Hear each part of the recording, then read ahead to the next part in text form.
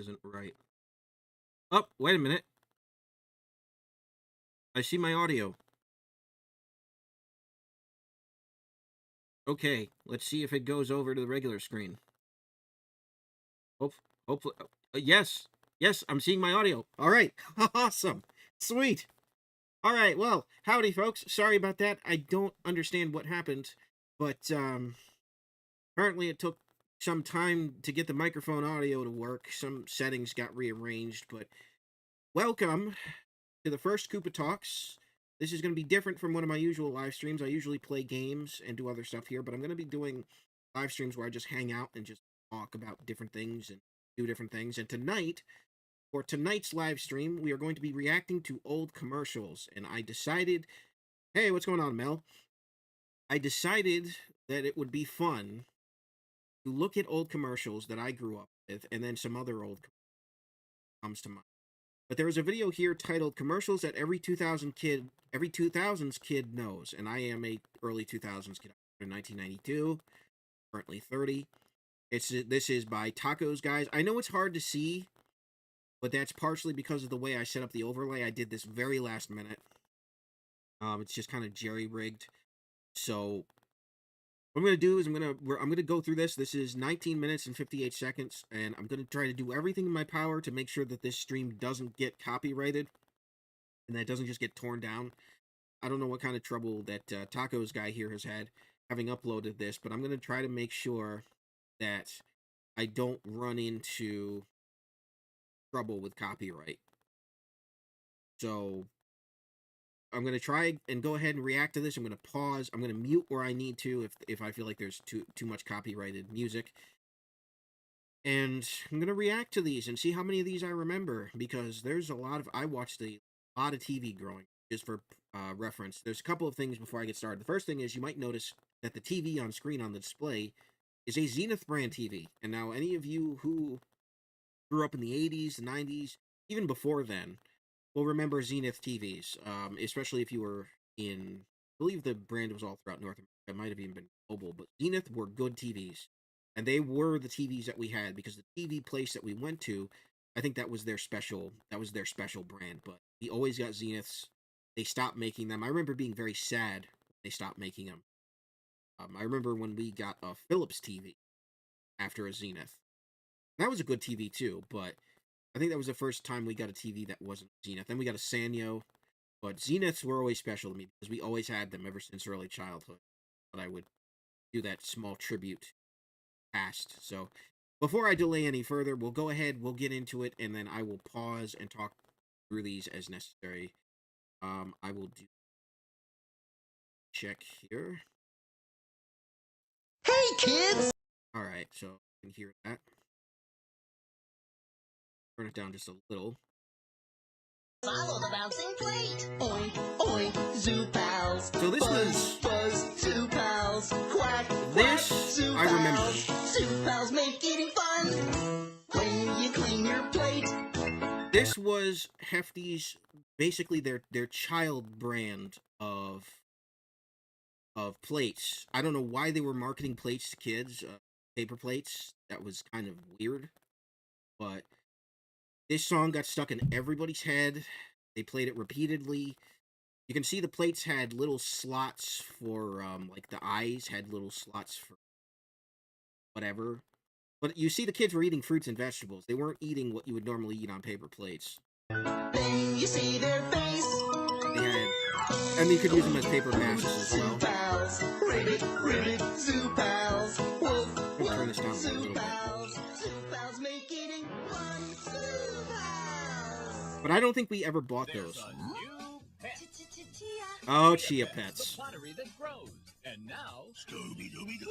He's Scooby-Doo the Chia Pet Pets. too. Soak your chia.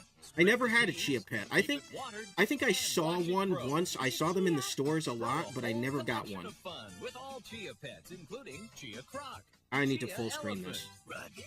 Yes, and Chia Shaggy too. There we go. Makes a great gift for everyone. And what's that? Oh yeah, give Grandma a Chia Pet. That's just what she With needs. Chia Bugs Bunny, Grandma needs to Daffy take Duck, care of more Chia plants. Tweety, and Chia Taz. Eh, Don't Looney forget about Tunes original Chias. Chia Pets and Chia Heads. Boy, these things Collect were them all. Chia Pets. Insanely Chia Scooby-Doo, popular. Chia Bugs Bunny, and Chia Daffy, too. Happy holidays! Chia. Chia Pets, the gift that grows. Wow. Don't fully understand this one. I never did. I do remember it vividly, but I never understood it. It apparently it's got 2 minutes of music, and somehow the music plays. I don't know if it's got a little speaker or if it like vibrates through your teeth up into your brain. I think I always was under the impression that what it did was it's an electric toothbrush, so when it goes around, it vibrates the music through your gums up into your brain somehow. I've never had it. I never used it. It was one of those gimmicky products, but it was one of those commercials that was on all the time. Because apparently at that time, kids were struggling to brush their teeth, and I was probably one of them. Drank a crap ton of soda, which is I do now. Thanks, but no thanks. I guess it didn't work. For 2 minutes of continuous brushing, Tooth Tunes is the only brush that sends music through your teeth. Hey, I was right. It sends music through your teeth into your brain. That's how well I remember this commercial. Oh my gosh. And into your head. Put some music in your mouth. Also, by the way, how do you not get brain cancer from? Is that not radio waves going into your brain? But I guess I don't know. I do not know. It's very freaky when you think about it. And choose from some of your favorite artists. Tooth Tunes, each sold separately. Yeah, and there's a lot of copyrighted music.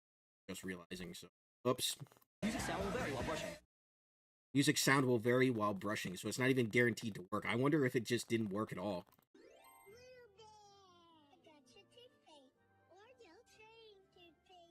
I remember Little Bear. Little Bear was a very popular series of, I believe, books and a cartoon. I remember the cartoon. It was Nick Jr., if I remember correctly, or Nickelodeon. I think it was Nick Jr.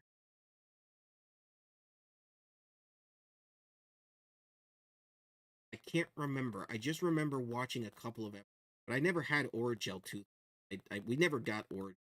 I always had Crest Kids, which I don't think had. I don't remember them having any. I remember the bottle in that.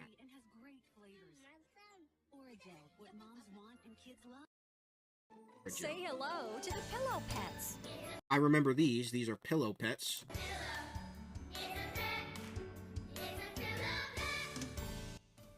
So these were. Pillow Pets are cute, huggable pets that pop open into full-size pillows. They're soft, they're cuddly. These weren't something that ever perfect appealed to pillow me, but you can see how smartly they were when they were, when they were advertised. They were very smart because kids who didn't have real pets could have these, and I didn't have real. Trying to think. My first living, breathing real pet, I had a hamster. We got rid of. I had a guinea pig. Died. Then I had fish, which my mom accidentally killed because she thought they were tropicals. Hot water in their bowl, and they ended up dying. I was really upset that day.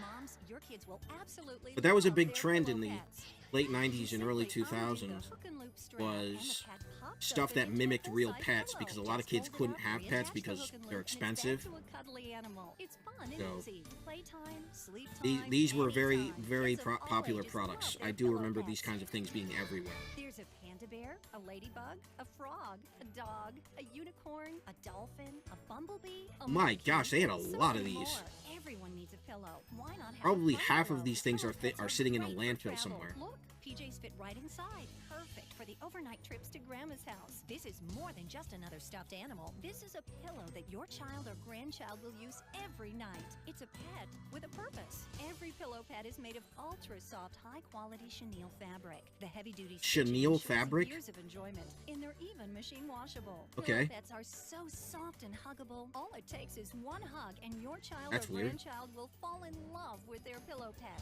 Over 1 million Your kids child or already grandchild. They're enjoy really their trying to very emphasize own pillow child or pet. grandchild, so they're going after Every pillow grandparents' pet is wallets. so That's a little cute and unique. predatory. The hardest part is choosing which one to get. Go online to Only 20 bucks each. www.pillowpets.com to see the full selection 60-day of money pillow back pets. guarantee. If you have What a is going birthday, to holiday, or special occasion, excuse me, what is going to happen to this thing that they think that they've got a 60-day money back guarantee? Other than if they have real pets, they're going to tear it up. Because I know my dog would probably tear one of these things to pieces. He'd probably think it was one. That's why if I have any plushes of any sort, I keep them far out of reach because she will tear it up. I've got a Koopa plush upstairs, and she ain't touching that. but one of these she would definitely tear apart. Coming up, pillow pets make the perfect $20 gift. Imagine your child or grandchild's face when they get their pillow pet. Pillow pets come with a full This is the type of thing I 60-day feel like money-back most kids would get guarantee. So go insanely online bored right of now very to quickly. www.pillowpets.com. Very quick.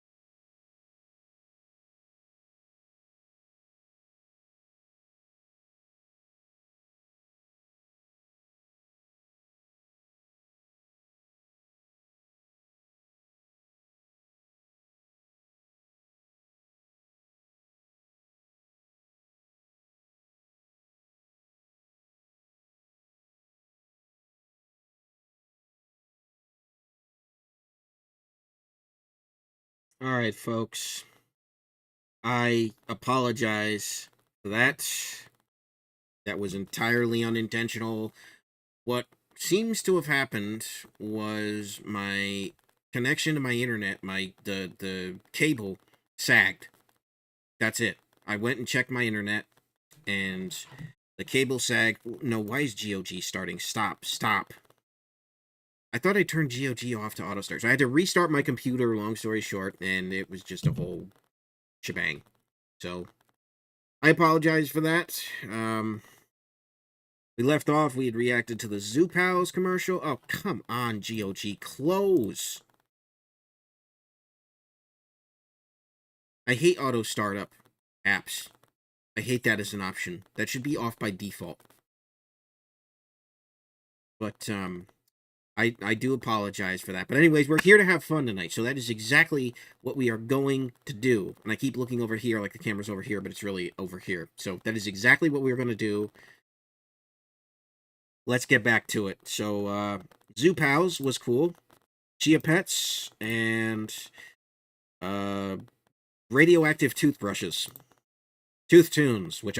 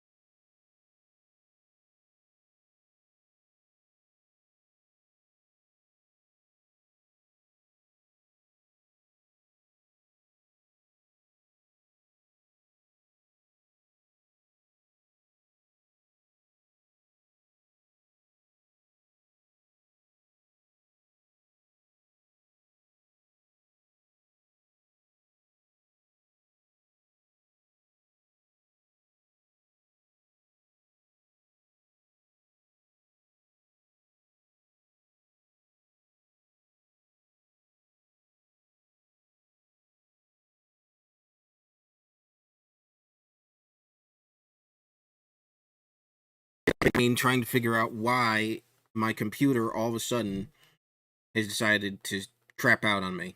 I don't know what's been happening, but something has been causing my network connection to just absolutely go kaput. And everything looks stable right now, but I'm playing it by ear, because if I start watching commercials again and it just drops, then I'm giving up for the night, because I don't know. It's got to be something to do with the fact that I'm watching YouTube while I'm streaming. It might be killing my connection. It might not be enough bandwidth. So I'm going to try it one more time, and I'm going to see what happens. But I can't promise anyone that it's going to work. So I'm going to give it a shot, and we will see. But it just might be too much for my computer to handle at this point. I think that it's killing the internet connection somehow. I think my bandwidth just cuts out. I think that's the only explanation for what's going on. Even though I'm watching very low quality videos.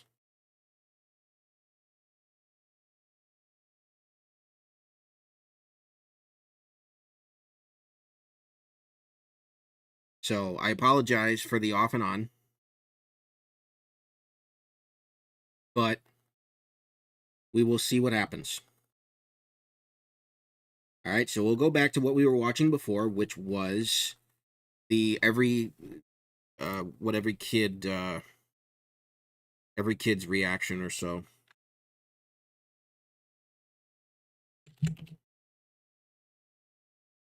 Commercials that every kid from the 2000s knows. All right. One more time. We will see.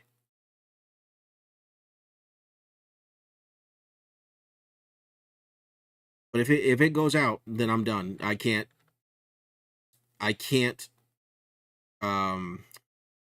yeah, I won't be able to watch anything because my internet won't be able to handle it. So we'll give it one more shot.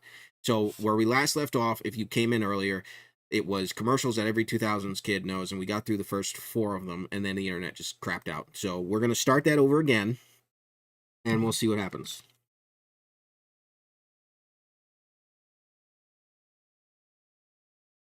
Just make this easy to find. Buddy, offensive edits. I don't mean to, I don't mean to be a jerk here, but we already had something going, so I'm not currently taking requests. That's not how this works. I'm just going to go through as it happens. So you'll have to, I'm not doing any challenges. I'm not doing any of that. These are just basic reactions to different commercials. So just kind of sit back and enjoy the ride if you can. All right, let's try this. Hey kids! So this is commercials from the early 2000s. This was Zoo Pals. I remember this one. Quack, quack, Zoo Pals. Zoo Pals make eating fun.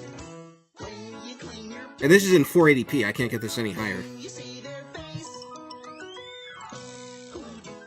All right, everything's looking good technically.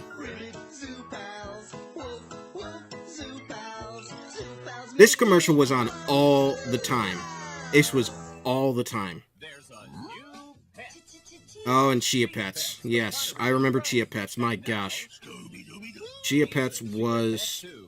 Soak your chia, spread the seed. I never had one. I always wanted one, Watch it grow. but I loved them. I saw them in... So I grew up in southern Rhode Island, or southern New England, and so I saw these in Benny's, which was a store that was exclusive to Rhode Island. I saw these in Walmart, I believe, and I saw these in Job Lot, maybe? Maybe Job Lot. I don't remember, but, man, these were everywhere. These were absolutely everywhere. Chia croc, chia elephant. They had all sorts of animals. Yes, and chia shaggy, too. they did, I think they did Scooby-Doo. I forgot they did Scooby-Doo. Then they did Looney Tunes, which was neat. Looney Tunes was really cool.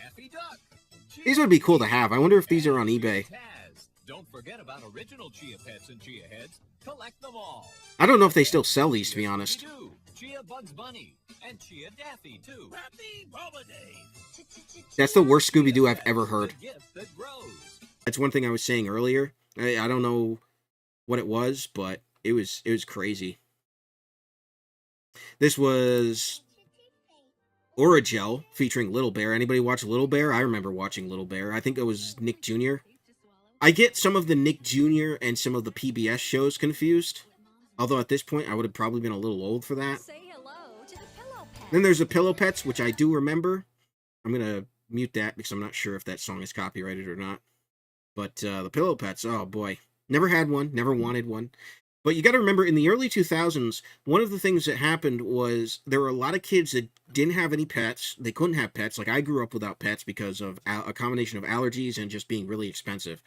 So anything that looked like a pet, toy companies were like, "Oh gosh, we gotta make that. We gotta put this on the market."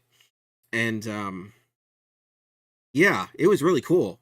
But if you didn't have a pet, it wasn't quite the same. I guess it was good enough. But I just remember, like, I don't know if they'll show this, but I remember Techno the dog.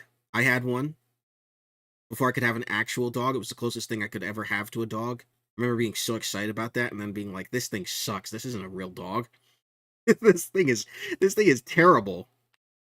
But these Pillow Pets, I'm sure they sold a lot of them because they had a lot of varieties of them. I mean, they had a whole bunch. It was ultra soft. Durable. As long as you don't have a real pet, these things will last. Jeez. My gosh. And I apologize for all these problems tonight, folks. I really do. But, man, they played this commercial a lot. This was a long commercial. I remember wanting this one to be over. And this is when they stopped using 800 numbers and they started just using websites. They had all the credit cards listed, but they stopped using 800 numbers. It was like, why is anybody going to call? Nobody's going to call. Everybody's going to go online. There's no reason to have it be call. So it is what it is. I don't know what happened with my internet. That still boggles my mind. It just started dropping all of a sudden. I had to restart my PC twice to get it to work. I won't harp on about that all night. Apply directly to the This forehead. one. Head on. Apply directly to the This- forehead. Head on is available without a prescription. This freaking commercial was on all the time. This commercial would not stop. And I remember everybody in the neighborhood, we were all making fun of it. I believe it was kids in the neighborhood. I don't think it was at school. But, oh my gosh, this commercial. Head on, apply to the forehead. Head on, apply to the forehead. Head on, blah, blah, blah, blah, blah, blah. It's just over and over. And they would play it like 2 or 3 times per commercial break with some shows. It was supposed to be a headache remedy. I don't know what's in it.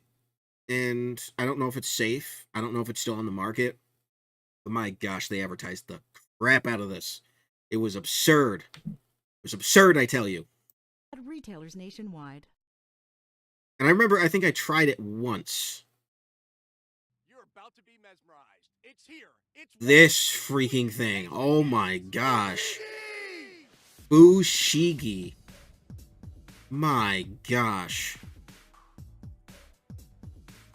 Fushigi, like, I don't know what it is, but it's the coolest thing ever, and I can do it. It's really not the coolest thing ever. This is Fushigi. It's just a sphere, and I'm imagining it has something to do with magnetism. I'm assuming. They're like, yo, it's an anti-gravity ball that you can manipulate all around your body like some sort of crazy magician.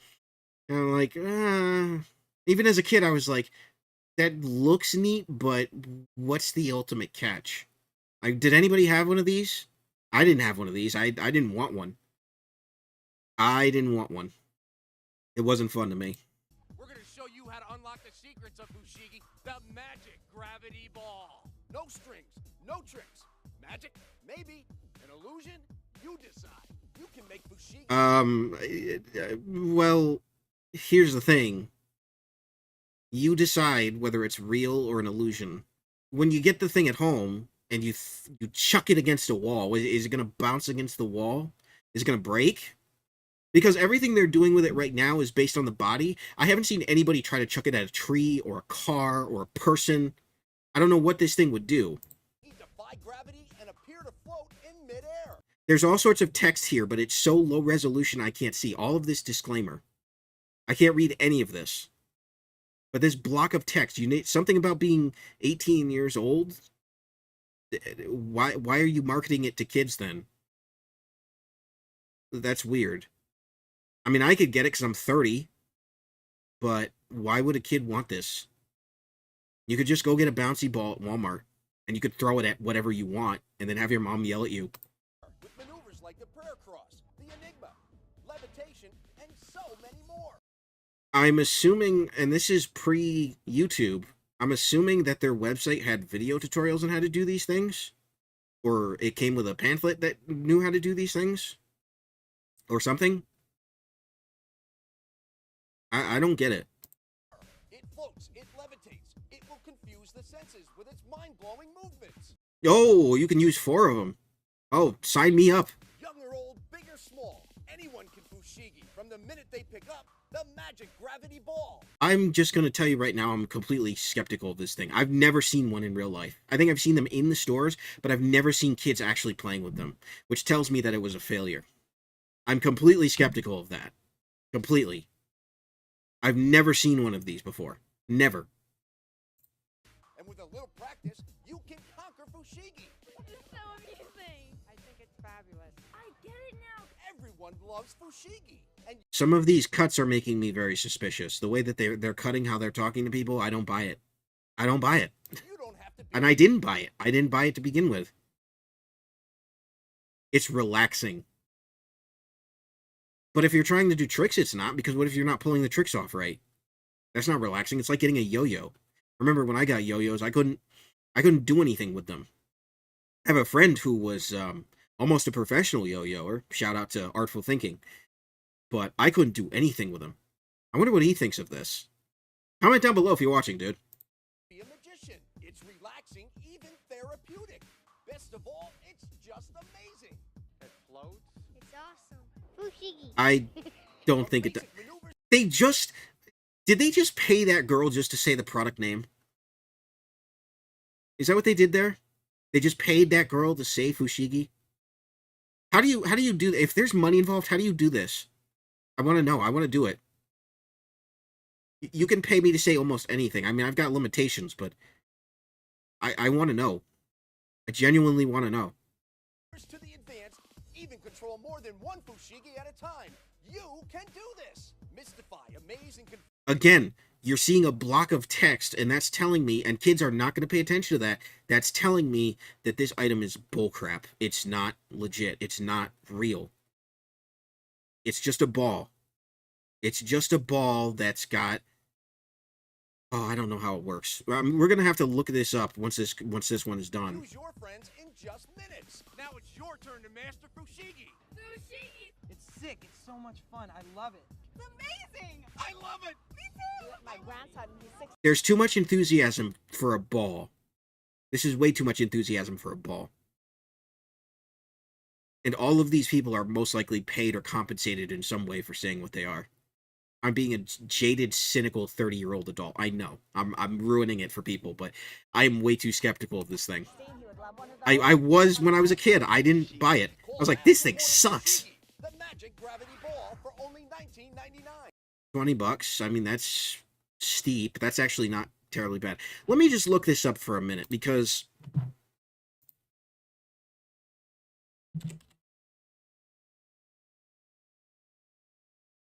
Magic Gravity Ball rating 3.6.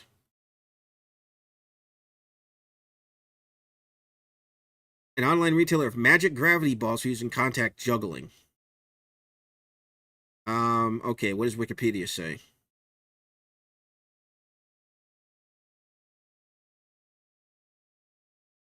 Contact juggling.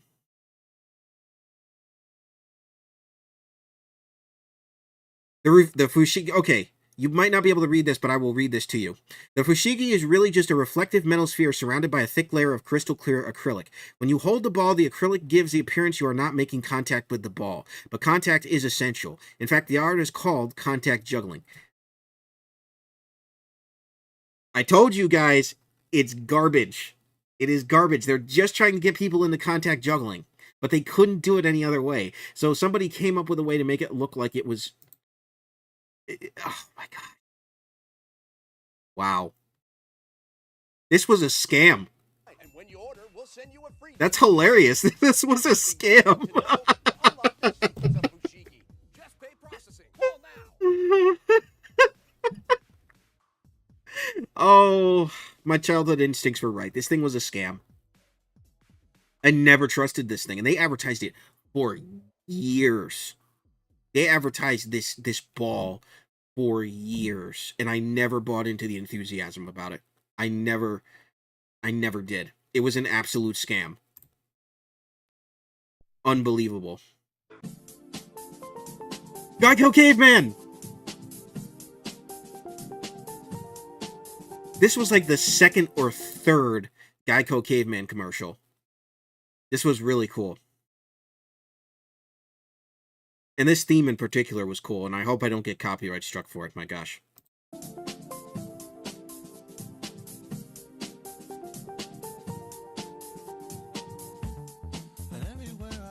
Alright, I'm going to mute this just in case. Because he doesn't talk. It's just his expression. These are still funny. I wish they would re-air these. I really do. Those were so funny. What's squishy, stretchy, and transforms almost anything? Blown. This stuff... This was around that time of Play-Doh and Gak and all sorts of sort of touchy-feely, slimy toys. These were magnetic beads or plastic beads that bonded together, but they didn't bond to your skin. Probably incredibly toxic. Like, probably very dangerous. That's the way you floam it. Look, now you can turn anything into a fabulous floam creation. Transform this wooden fossil into a fierce floam T-Rex. Turn this ordinary toy car into a floaming fast dragster. That never appealed to me either, because I was like, I remember thinking, okay, that looks cool, but why the heck would you put that? Why would you put that on your perfectly good RC car or your toys or your flashlight or your mom? Like, why would you do that? Hey, Ree, what's up? Floam-tastic mansion. Floam sticks to almost anything, and when you're done, squish it Um. start all over, or let it harden and keep it forever. Look, clay is messy and hard to start, but floam turns fun into a work of art. Check it out. Tiny foam. And I just made you a mod. Congratulations.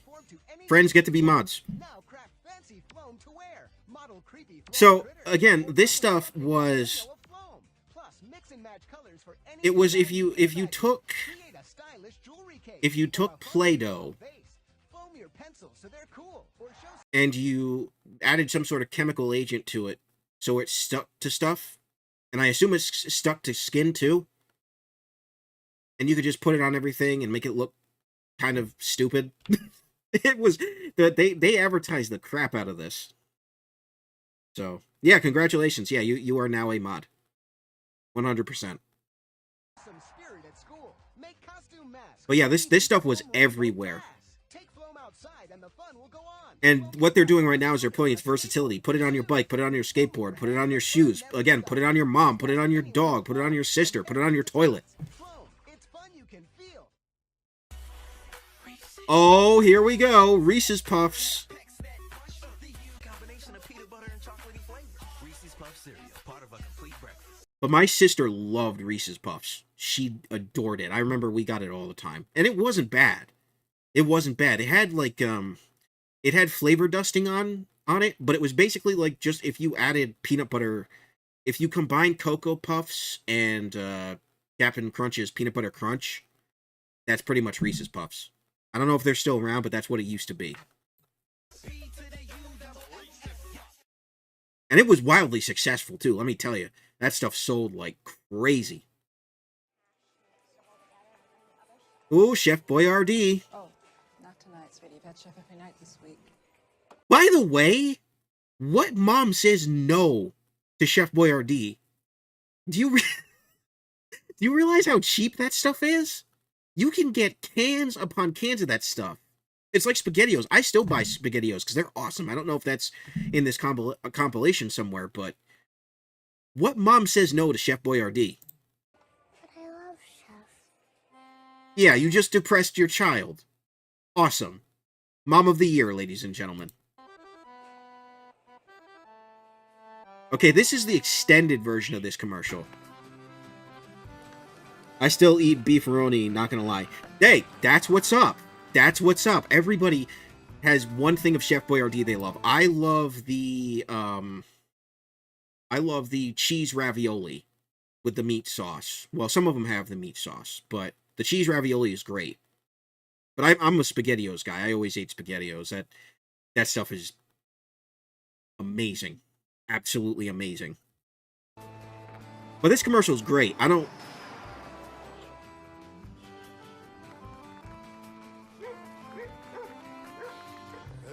don't remember them showing the full commercial often. When it first came out, they showed the full-length one, but then they had the cut version. The cut version is the one I remember the most. And they only showed some of these places where the can went. And they had a shorter version of the theme song. It didn't have lyrics. Also, are we going to ignore the fact that technically, for all she knows, she stole that? As far as the mom is concerned, the kid stole that? Like, that kid just committed theft. Boy, this stuff is good. It really is good. Oh, here we go. The Christmas Hershey Kisses. This is an old commercial. I think they said this one first appeared in, like, 1986? Let me look this up really quickly. I'm going to be looking up a lot of these. Hershey Kiss Holiday. Come on, spell, you idiot.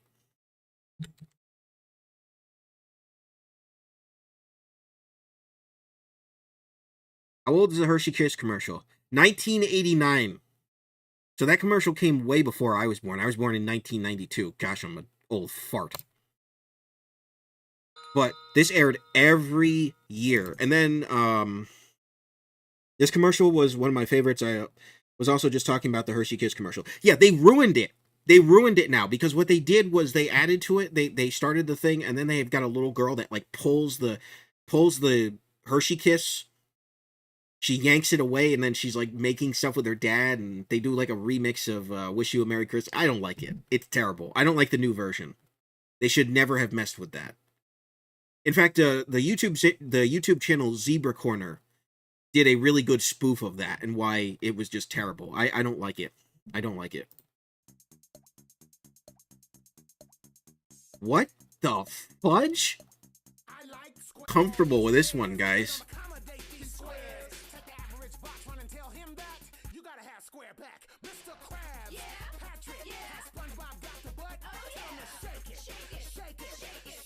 And it sounds like they actually got mixed to record this.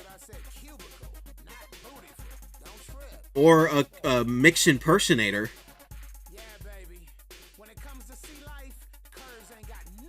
99 cents. Why don't I remember this? This is wacky. This is very wacky. And you all know I'm a massive SpongeBob fan. I've got all sorts of SpongeBob videos, and I'm still got more that I'm working on.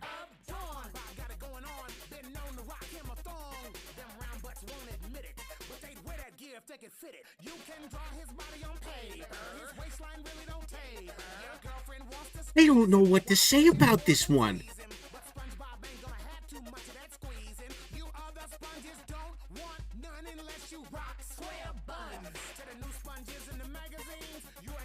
Why is this so long?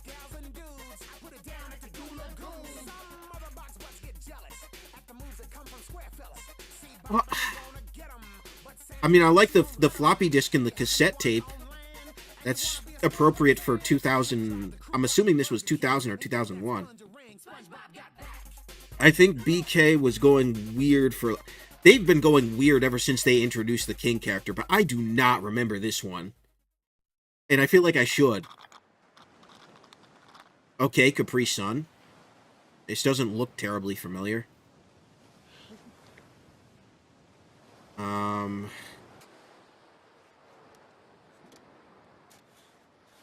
Why? Why is she burying... Why is she littering? What the fudge? Respect the pouch. Respect it. Play the new game. Okay, I remember the respect the pouch thing. I don't remember the specific one. That is morbid. That is morbid. Wow. Oh, the goldfish. I loved these. I'm Finn. Hey, Finn. Well, what kind of name is that? The shy pretzel. Where are you guys from? The adventurous parmesan. How about that guy? They kind of mirrored the M&Ms. You don't say. So you think you'll like it here? Oh yeah, it's gonna be great. Goldfish, the fun little crackers always baked and made with real cheese. You don't feel like a fish out of water? I am a fish out of water. Goldfish. Goldfish commercials used to be awesome. I still eat goldfish religiously. Like I've got a bag upstairs that I'm working on. I love goldfish. I really do. I remember Empire Today flooring commercials almost after pretty much every end commercial break of Wheel of Fortune had an Empire Today. And they used to have a 2D one. This is the newer one. This is like the 3D one. But they used to have one that went after Wheel of Fortune, and it was like a hand-drawn, almost like a Red Bull style thing, if I'm remembering correctly. I have to look that one up. Beggin' strips. There we go. That's another one I remember. Back in the day, another one that used to be on the end of Wheel of Fortune. I watched a ton of Wheel of Fortune with my grandmother in her basement back in the day, back in Rhode Island. And she died in 2004. But before, when I was really young and I'd go down and watch Wheel of Fortune with her. And Beggin' Strips, Empire Today, and then some sort of whatever I think was the vacation destination that was won for that round. They had a commercial for that, like the Caribbean or like Sandals Resort or something. I have Beggin' Strips. They're just hard for my dog to chew. Bacon? Ooh la la. I say, is that bacon? Bacon. Who wants a bacon strip? Me, I get it myself, but I don't have some. Yum, yum, yum, yum. It's bacon. I love you. I love bacon. I like the older ones better. If anybody remembers the really old Beggin' Strips commercials, I'll have to look those up once I'm done with this. Real bacon. There's no time like begging time. I don't remember that one. Oh, Fruity Pebbles. Fruity Pebbles were good. These felt like Flintstones shorts.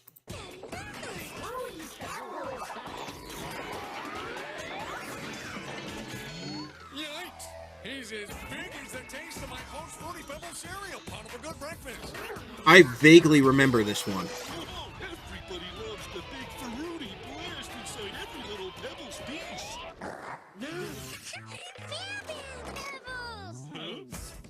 Oh, that was E.G. Daily, the voice of Tommy Pickles.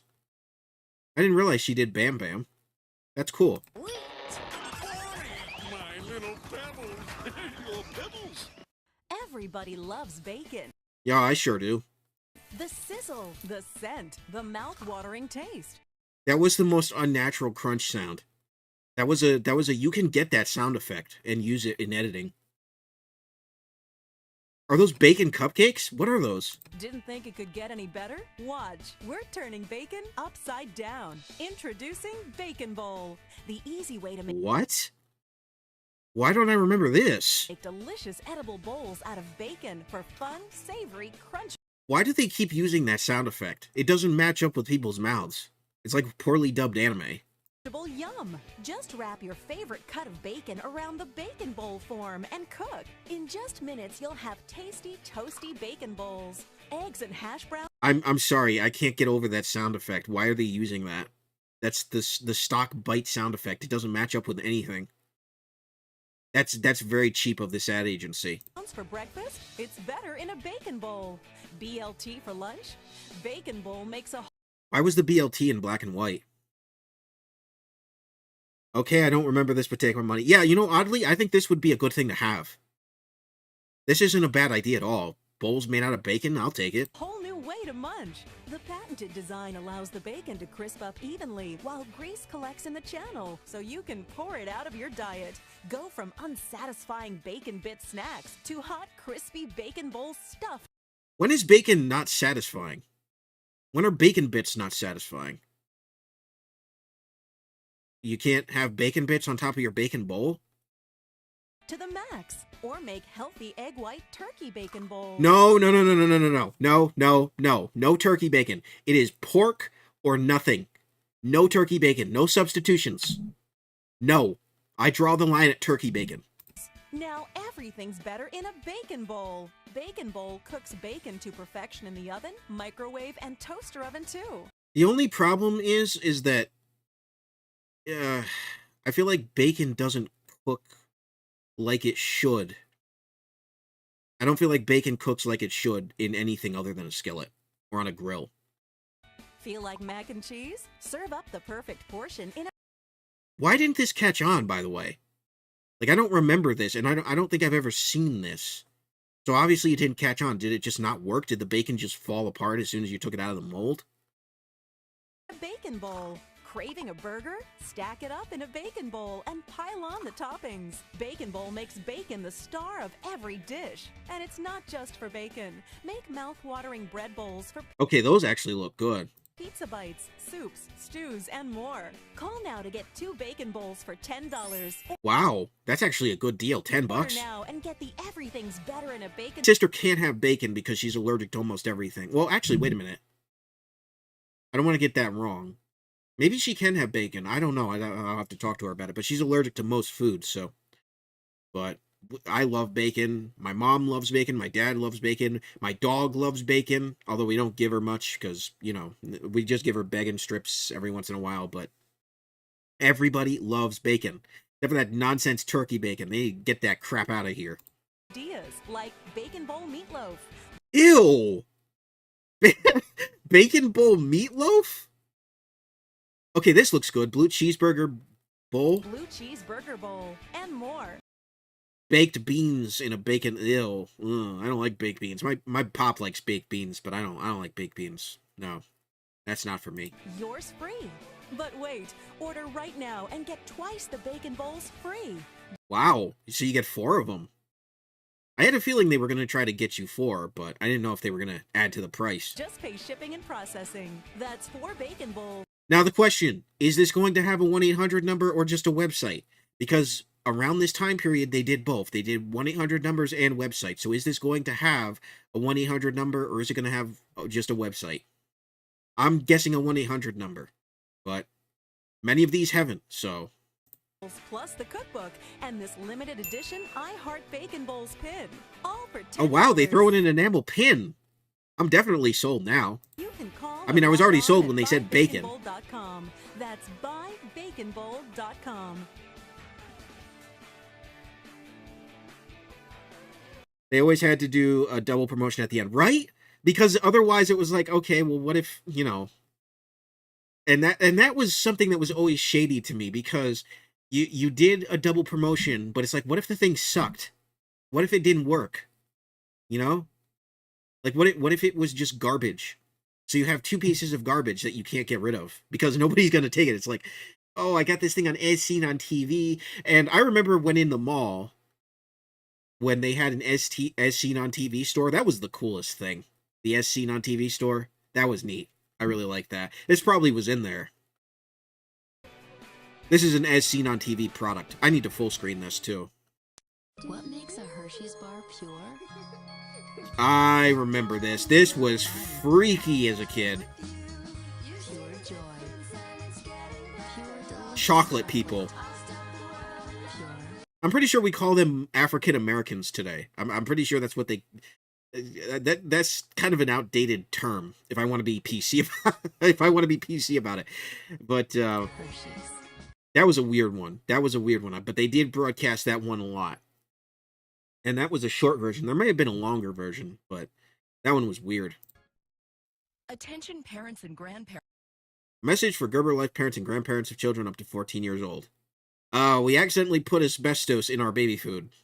Sorry about that. Parents of young children. Have you received this special notice from Gerber Life? Whoa, the audio quality just went terribly down.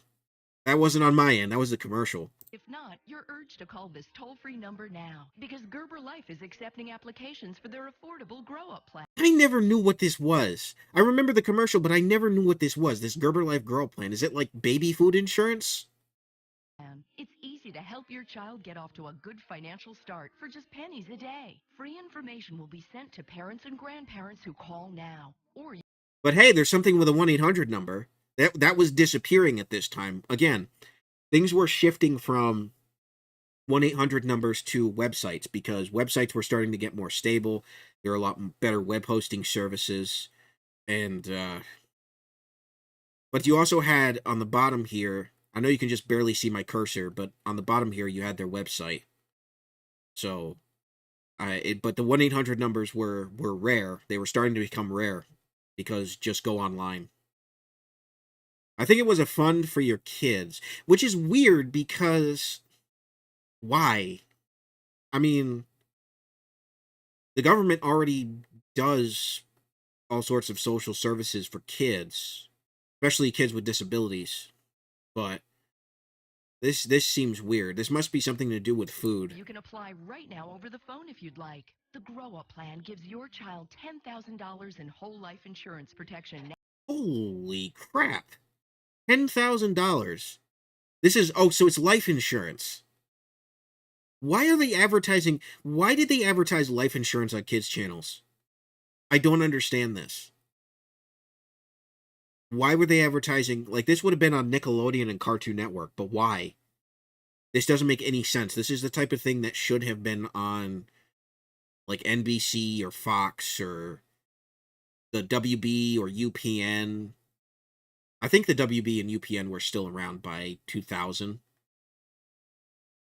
For those who don't know, before the CW, there used to be two separate networks that were UPN and the WB. The WB was Warner Brothers, and UPN, I think, was owned by Warner Brothers, or it was owned by somebody else.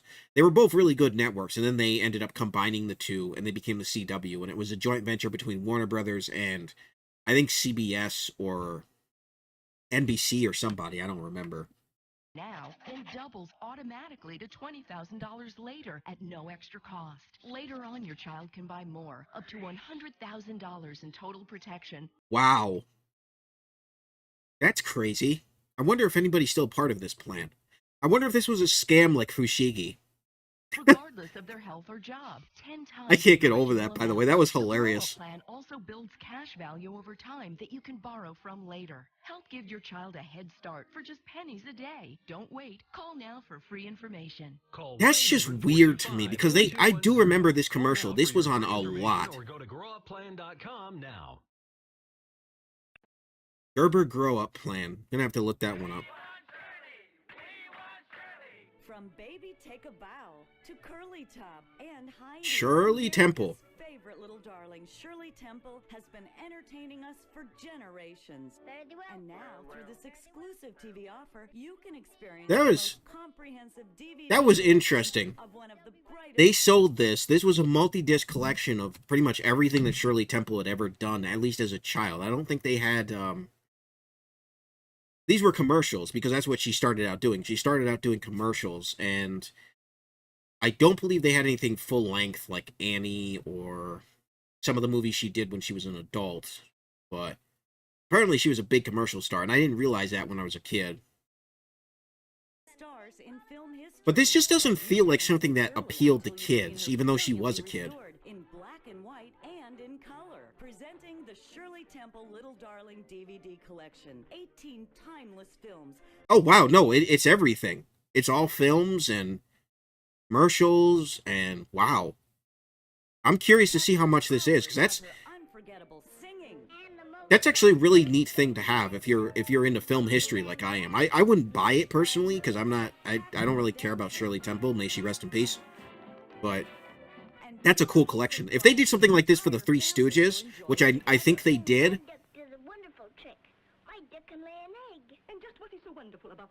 Wait, what? What did she say?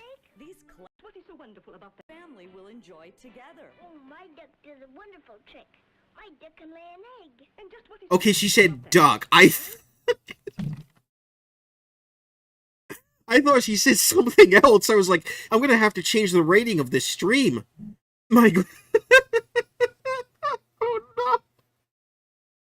Oh, it's the way she said it. These classic Can you lay an egg? She said. Can you lay an egg? Shirley Temple films have stood the test of time, and you'll cherish sharing these heartwarming adventures. She was adorable and an exceptional child actress, I must say. She really, like, you can tell she just nailed her lines. DVD collection, 18 classic family films, beautifully restored in black and white and in color. Who produced this, I wonder? Who had the rights to her stuff? I wonder if that was what company that would have been. We had the Three Stooges, and I used to watch it all the time. Yeah, the Three Stooges. The Three Stooges used to.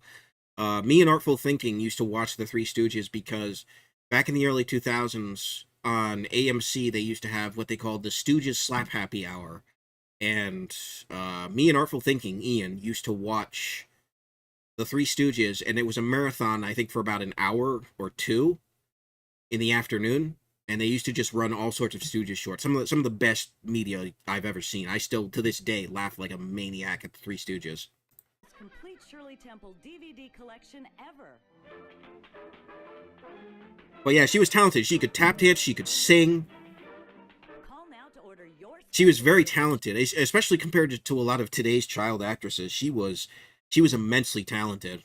She really was. Shirley Temple Little Darling DVD collection. 18 classic films for just 2 payments of $24.99. 18 films for what was it? $25 each, 2 payments of $25. That was like, what was that, like 60? That's not bad at all. If you're a film buff, that's a must-have. Plus $5.95 shipping and handling. But who did that? Not sold in stores, so call now. It wasn't sold in stores. There was no website. Did they even give a number? Hey kids, follow the Okay, hang on. Let me go back, because I think that was the end. 2 payments of $24.99. There was no number, though. There was no number. Plus $5.95 shipping and handling. Alright, that's the end of that. That was pretty cool. Late 1990s, late 2000s nostalgic commercials. Okay, let's see what this is. These are probably going to be a little bit more recognizable to me in more recent memory. Some of these might be stuff we've already seen, so...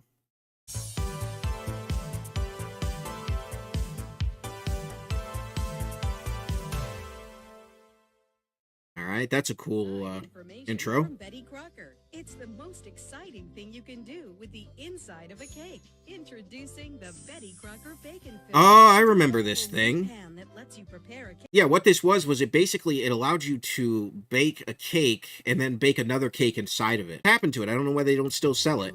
Or if they still sell it. Chamber. Now pour more cake mix into this base pan and put them both into bake. When they're done, remove the insert, add your filling to the center cavity. This was a really neat product. In fact, I think I tried to talk my mom into getting this one, Making an exciting but she never did. Betty Crocker bacon fill is so easy, and everything's non-stick, so there's no messy cleanup.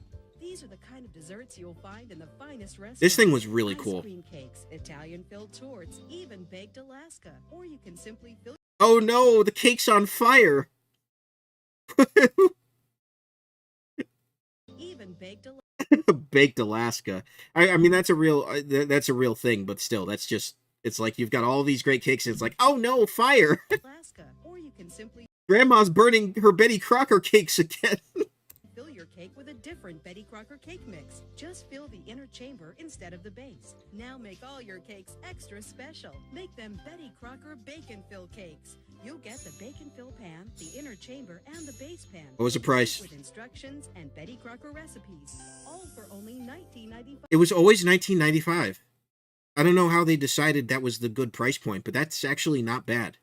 And it has an 800 number. There we go. So this was, if I'm remembering correctly, this would have been around 2002. I believe that's when I saw it the most. 2002 to 2003 is what's sticking out in my mind. money back. Call now and we'll also include this special dome pan that lets you make holiday cakes. That one always looked good, the watermelon one. And I hate watermelon. He'll never forget. It's yours free. I like watermelon flavored candies, but I hate the fruit. The fruit is just so tasteless to me. There's like no flavor to it.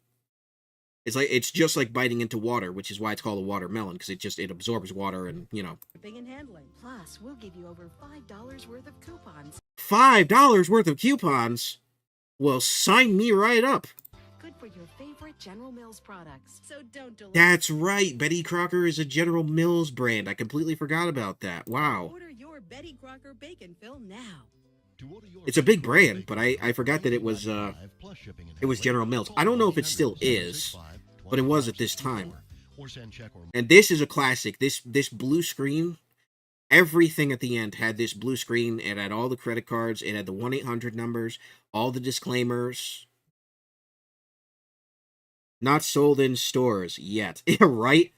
And see, that was the other thing, too, was back in the day, they said, oh, yeah, it's not sold in stores. And then you'd wait a couple weeks, and you'd go to Sears or JCPenney, and there it would be. That was the gimmick, is like, you need to buy off the TV or off the website. And there was a website at baconfill.com. 2 to 4 weeks delivery. Connecticut, please add sales tax, allow 2 to 6 weeks for delivery, 90-day money-back guarantee, less shipping and handling, so that's the trade-off. National Express, 2 Morgan Avenue. Oh, this was a Connecticut product. Interesting. Norwalk, Connecticut. We used to, actually, we still do. Whenever we go home to Rhode Island, we go through Norwalk, because I think Norwalk is right off of 95. Money order 2, Betty Crocker Bacon Fill, 2 Morgan Avenue, Norwalk, Connecticut. Call now. Norwalk's actually a pretty decent city. Oh, Zoo Pals again. I'm actually going to mute this because I don't know if it's copyrighted or not. We already heard it in the first failed attempt at a stream I did earlier today. But Zoo Pals was weird. Zoo Pals was so weird because it's like you're trying to get kids to buy paper plates. And I guess it was supposed to be some sort of, okay, Timmy, now eat your vegetables type of deal. But I never got into that. And I never wanted them. Oh, Sylvan Learning Centers. 2.5 months worth of what they learned. Anybody remember these? Don't let them fall behind. Call Sylvan at 1-800-EDUCATE. Sylvan Learning Centers. These were tutors, basically. I never used them because I was homeschooled for most of my schooling. But, yeah, these were tutors. And it was a big tutoring service. And I remember seeing the offices around town. So this wasn't, as far as I know, this wasn't a scam. I haven't heard anything positive or negative. I haven't heard any horror stories about Sylvan. Don't know how effective they actually were, but I just know they had offices everywhere. For lifelong success. In just 3 hours a week, over 12 weeks, you will see results in your child's reading. 3 hours a week over 12 weeks. Now, is this on a specific subject, or is this multiple subjects? Is this what your kid is struggling with? Interesting. For math performance, improving 1 grade level, guaranteed. To learn how Sylvan helps your child succeed in school and in life, call now for this free introductory. How much you want to bet that at these learning centers, they're extremely mean to the kids? And they just tell them if you don't succeed, you're going to just be cleaning toilets for the rest of your life? And they really just beat that into them? It's like, now, little Timmy, if you don't solve this math quiz, you're going to end up a janitor for the rest of your life. You won't be able to do what you want. You're going to find yourself in debt. So, you better study for that math quiz. DVD. Call Sylvan at 1-800-EDUCATE. Like, they make it look so appealing and so nice and friendly, but in reality, this looks like something that was somewhat of a scam. I remember vaguely going to a service like this when I was younger because I was very math impaired, and I still am. I remember going to something like this and just remembering the people not being the greatest. It wasn't Sylvan. I know it wasn't Sylvan. I think it was like an independent service that was similar to Sylvan, and it was not. I don't remember it being a good experience. But that was a long time ago, and I could be completely confusing it for something completely different. All right, what does all the fine print say? Sylvan guarantees 1 grade level improvement in academic reading and math programs only. If your child does not improve one grade level equivalent after 36 hours of instructions, we will provide 12 additional hours of instruction at no charge. Guarantee and DVD offers at participating locations only. Some restrictions may apply. Call for details. So they're really trying to stand behind this thing. I don't know how effective it was. Here we have Floam again. I already went over Floam. It was weird. All right. I remember this one. And why do tiny cupcakes take so long to make? Get in the spotlight with Big Top Cupcake. I don't know what it was about cake products, but as you're seeing, there were a lot of these back in the early 2000s. There was a lot of... And advertised to kids who wouldn't use ovens. Like, I wasn't allowed to use the oven for something like this. I wasn't allowed to use the oven until... Let's see, in 2000... I'm guessing this is 2002, 2003 at most. And I would have been... I don't even know how old I would have been. Cake products made a comeback too, LOL. I haven't seen any. Have they? That's actually interesting. But I'm not surprised, because cake is good. I mean, who doesn't like cake? But I wouldn't have been able to use the oven as a kid. Wow, 25% bigger. At that point, though, it's just a cake. It's not even a cupcake. It's just a cake. It's a cake that cape. My gosh, it's a cake. Excuse me. That's shaped like a cupcake. I don't know. I don't know what that's about. Camera to remember those giant cupcakes your family makes together. It's so easy. Yeah, all the baking shoes and the everything is a cake fad. Wow. Did you mean baking shows there, or did I just read that wrong?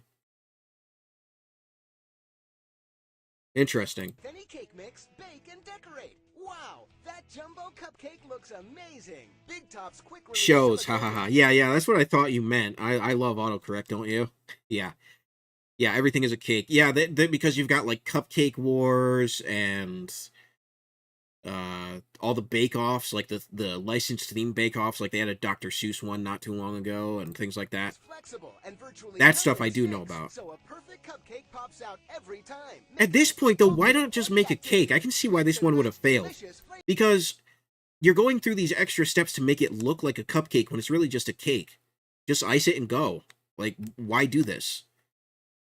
You just do this, hide the pans, and go, oh, well, you see, my cupcake went through some gamma radiation, you see, and now it's the size of the Hulk.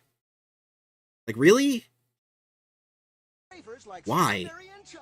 The possibilities are endless. Look, nothing's more thrilling than a chocolate filling. And they were even doing the filling thing, so they were kind of copying Betty Crocker's Cake and Fill. Bake and Fill, whatever it was. Made easy with our optional Magic Center insert. Fill Big Tops with pudding, mousse, gelatin, even your favorite ice cream. I mean, I'm not gonna lie, it looks good. I just... But 25 times... That sound effect. Oh, let's see that. Let's hear that. Let's hear that again. Gelatin, even your favorite ice cream. Tiny cupcakes won't do, but 25 times bigger feeds the whole crew. With Big Top, just fill bacon. You can hear that for like a mile away.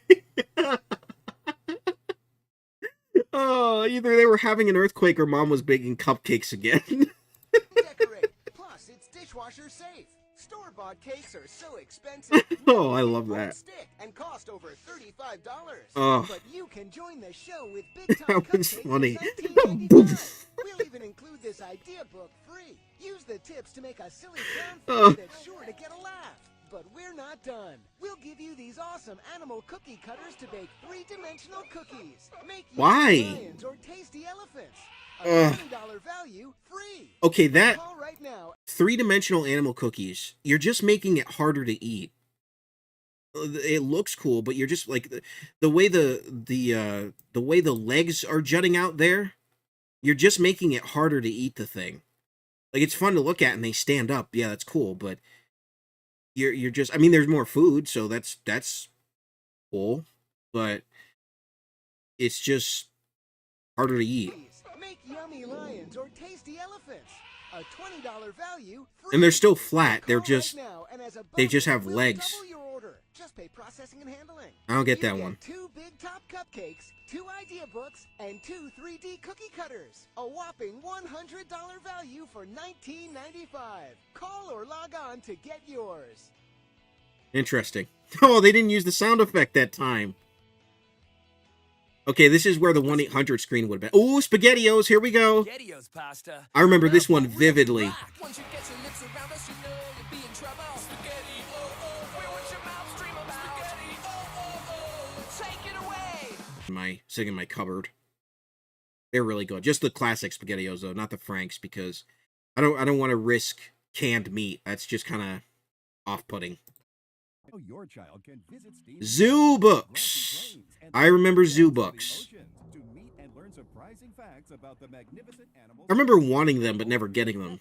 Colorful pages of Zoo Books. The publication is specially created for young readers. Each monthly issue of Zoo Books is packed with So basically what this was a magazine that was like it was like National Geographic for kids.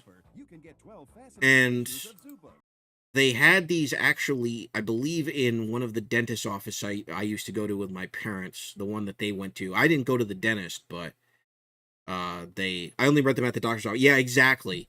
They had them at the doc's office. And they had another brand, too, which name escapes me. I think they had another brand, but yeah, these were like National Geographic style for kids. In fact, I wouldn't be surprised if National Geographic published these. But I do remember reading them in like doctor's offices and dentist offices. By the way, oh, there's a 1-800 number again, but look at this. Who sees the mailman like this anymore? I don't. I live in a townhouse community, so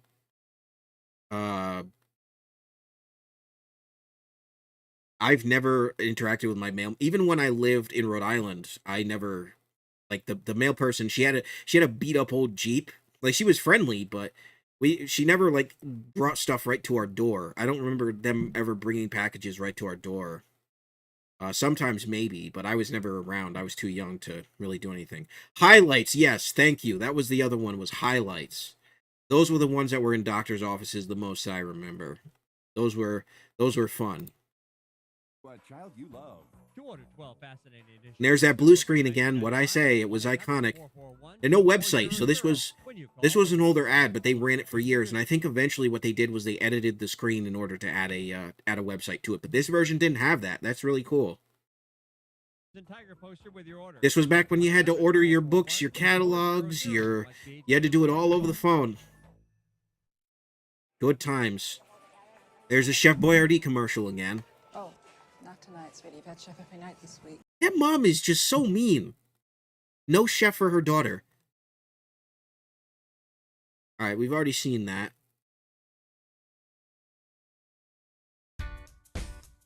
This one I vaguely remember. Everybody remembers the song.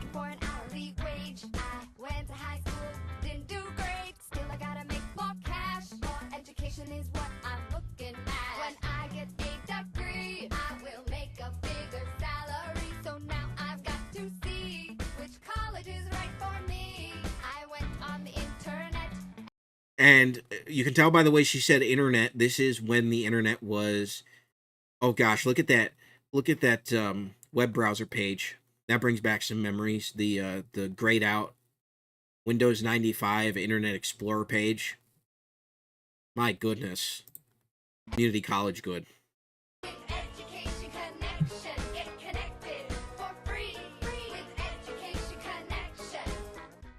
It was a catchy song. Find the right college for free, and I can't read the fine print. $100 value success kit. Somebody was actually saying that when German 985 was doing commercial reactions, I think somebody in his chat was saying that she actually won a Grammy for this song. I don't know if that's true or not, but that's pretty neat. If it's true. My basement's getting a little stuffy, so I apologize. Say hello to the And there's the pillow pets again. All right, so these are going to be a lot of repeat commercials. Let's see. All right, here's something new. Streaming across the sky, lots and lots of jets and planes. I remember this. I remember thinking this was the coolest thing because I used to go to air shows. In Rhode Island, we had the annual air show at the former Quonset Naval Air Base. It was the Quonset Air Show, and I went to it the first time, and I want to think probably 96. Probably 96 or 97 for the first time I went to, because I still have the program from it. I actually should have probably brought that down, but I still have the program from it. And wow, yeah, this was a time where like people were going to air shows. They still do, and planes were just awesome. The greatest collection of aviation DVDs we've ever offered, and through this special TV offer, you can get 2 DVDs. Never got it. Wanted it, but never got it. But you got all sorts of cool planes on here. You've got the piggyback 747 for the space shuttle. You've got the, I think that's the, is that the that's not the F-101, is it? Maybe. I can't tell if this is what this is. This is a biplane of some sort. There's the Oracle Challenger for, oh, his name escapes me. Sean Tucker.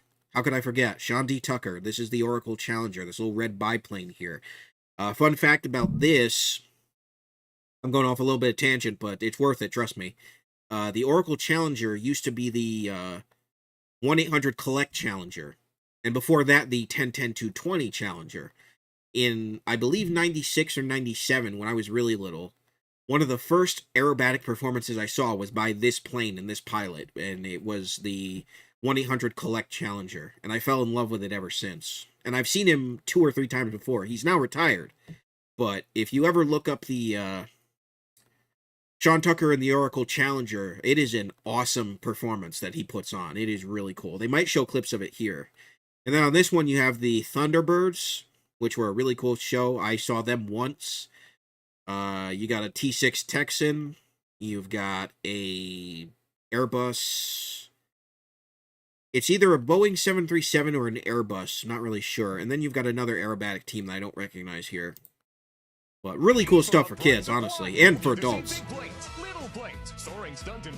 Yep, there's Sean Tucker and his son Eric doing dual performance that they did. I actually think I saw this the last time I was at the Quonset Air Show when I was visiting Rhode Island. I think I saw this performance, and it was really cool because Eric had just learned how to do aerobatics and was in their little. This is actually a 2-seater extra stunt plane, so that was really neat. Then you have a Cessna Citation, which is a really cool passenger liner. I think this is a Boeing 777 actually for American Airlines. Yes, I know a lot about planes as much as I know about trains. That was a cool move. I don't know if you caught that, but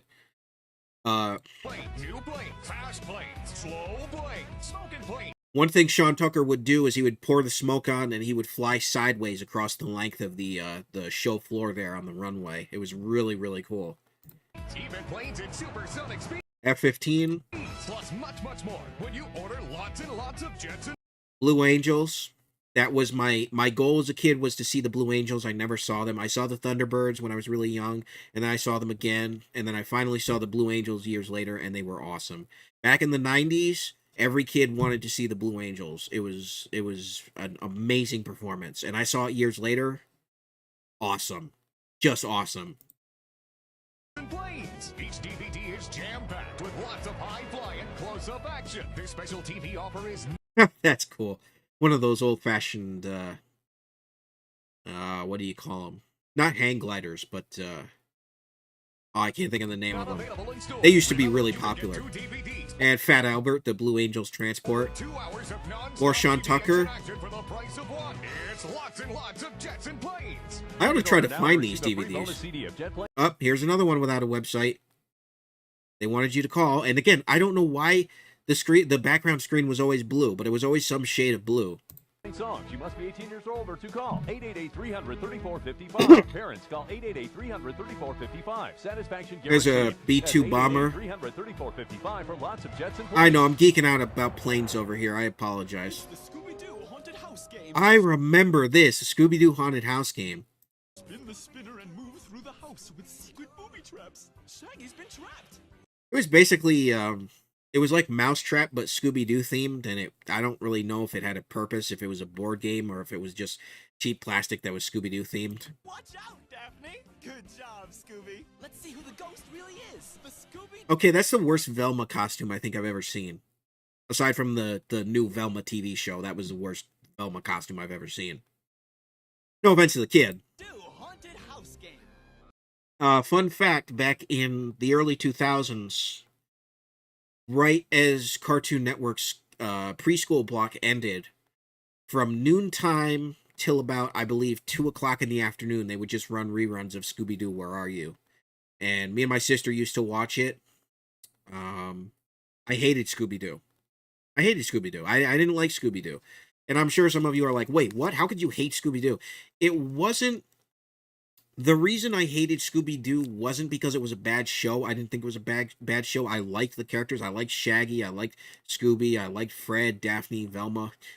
The thing that bothered me about Scooby-Doo was the more I watched it, the more I realized that they ran out of ideas, at least midway through the series. It felt like they were recycling the same plot over and over and over again. I got really, really tired of it. It just wasn't fun for me. From the prehistoric past. And this thing was cool.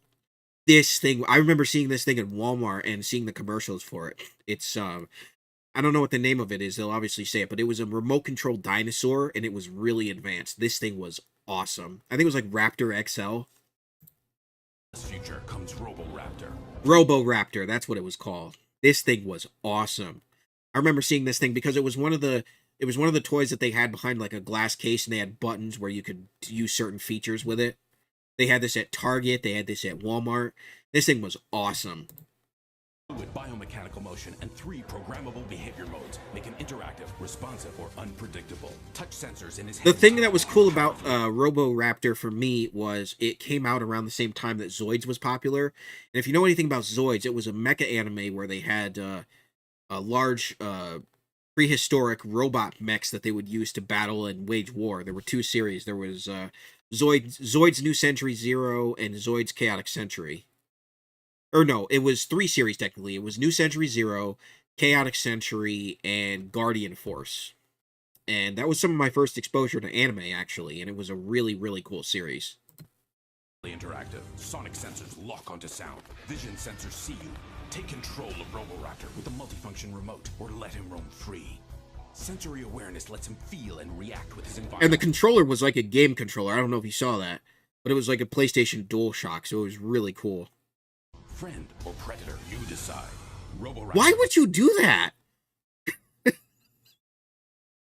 Why would you purposely... I know kids were stupid back then, trust me, I know, but why would you stick your finger in sharp plastic like that? Like, obviously it can't hurt you, it doesn't have, like, a bite force behind it, but... I don't know why you would do that. A fusion of technology and person. But this thing looked just like a, it looked just like a Genosaur or a Berserk Fury from Zoids. Like, the white reminded me of the Berserk Fury, which was one of my friend's favorite Zoids. Even though that was a more purplish color, like a whitish purple. Included from WowWee. Unleash the power. WowWee Toys. They made a lot of advanced robotics. I don't know if they're still around, but WowWee Toys was really awesome. I never had any of them. A Roboreptile. Fiercely autonomous Roboreptile. This was the next evolution of the Roboraptor, the Roboreptile. His territory, stalking his prey with biomorphic bursts of speed, while his highly evolved vision system alerts him to danger. They made these things sound so much more advanced than they actually were. They made them sound like they were completely AI controlled and they had all sorts of hydraulics and like they made them sound like they were Disney animatronics, and they're not. They're not even close to that. Part reptile, part technology. I can't imagine how many kids got these things home and were like, these things suck. These things are not fun. They can't do half of what the commercials said they can do. All attitude, Roboreptile. Trigger his sound sensors to lure him in. And what was that? What was that? Part technology, all attitude, Roboreptile. What was... Did that kid just, like, peel a piece of metal off of one of the beams? Trigger his sound sensors to lure him in and take command with the remote Like, where did he get that? That's a dangerous piece of metal control. for a kid to be handling. But not for long. Robo-Reptile's fusion of technology and personality. Batteries not included from WowWee. WowWee was cool. And here's the Aura Gel thing again with Little Bear. We've already seen that. I remember Little Bear being cool. Okay, we've got Nerf. This is going to be awesome. New from Nerf, the N-Strike Recon. I have this. I actually have this. I still have it. It's sitting right in my closet. I actually got it when I moved to Pennsylvania. I have this thing. This thing is awesome. And it works really good. Gotta get going. Love the stream. Well, thanks for stopping by, Ree. And, you know, you're moderator, so next time I stream, you'll be able to pop in and moderate if you want. But feel free to watch the replay if you want to catch the rest of it. And that goes for anybody else watching. But yeah, I had this thing. This thing was amazing.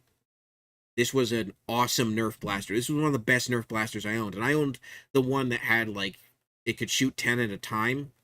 This thing was amazing. And I still have this. CS6, the blaster you can customize for any mission. For night missions, equip the red spylight to spot hidden targets. For I don't think I have any darts for it, but I still have the blaster. missions, the 6-dart quick-fire clip gives you extra firepower. And for long-range missions, flip up the sight to nail your target.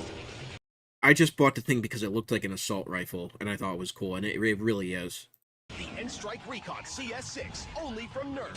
Blaster comes as shown, other blasters sold separately. Batteries not included. If I had known this would be in the commercial lineup, I would have brought it down. But I do still have this. Yeah, well, I'm the Doodle Bear. The Doodle Bear. I never got this one. I never understood it.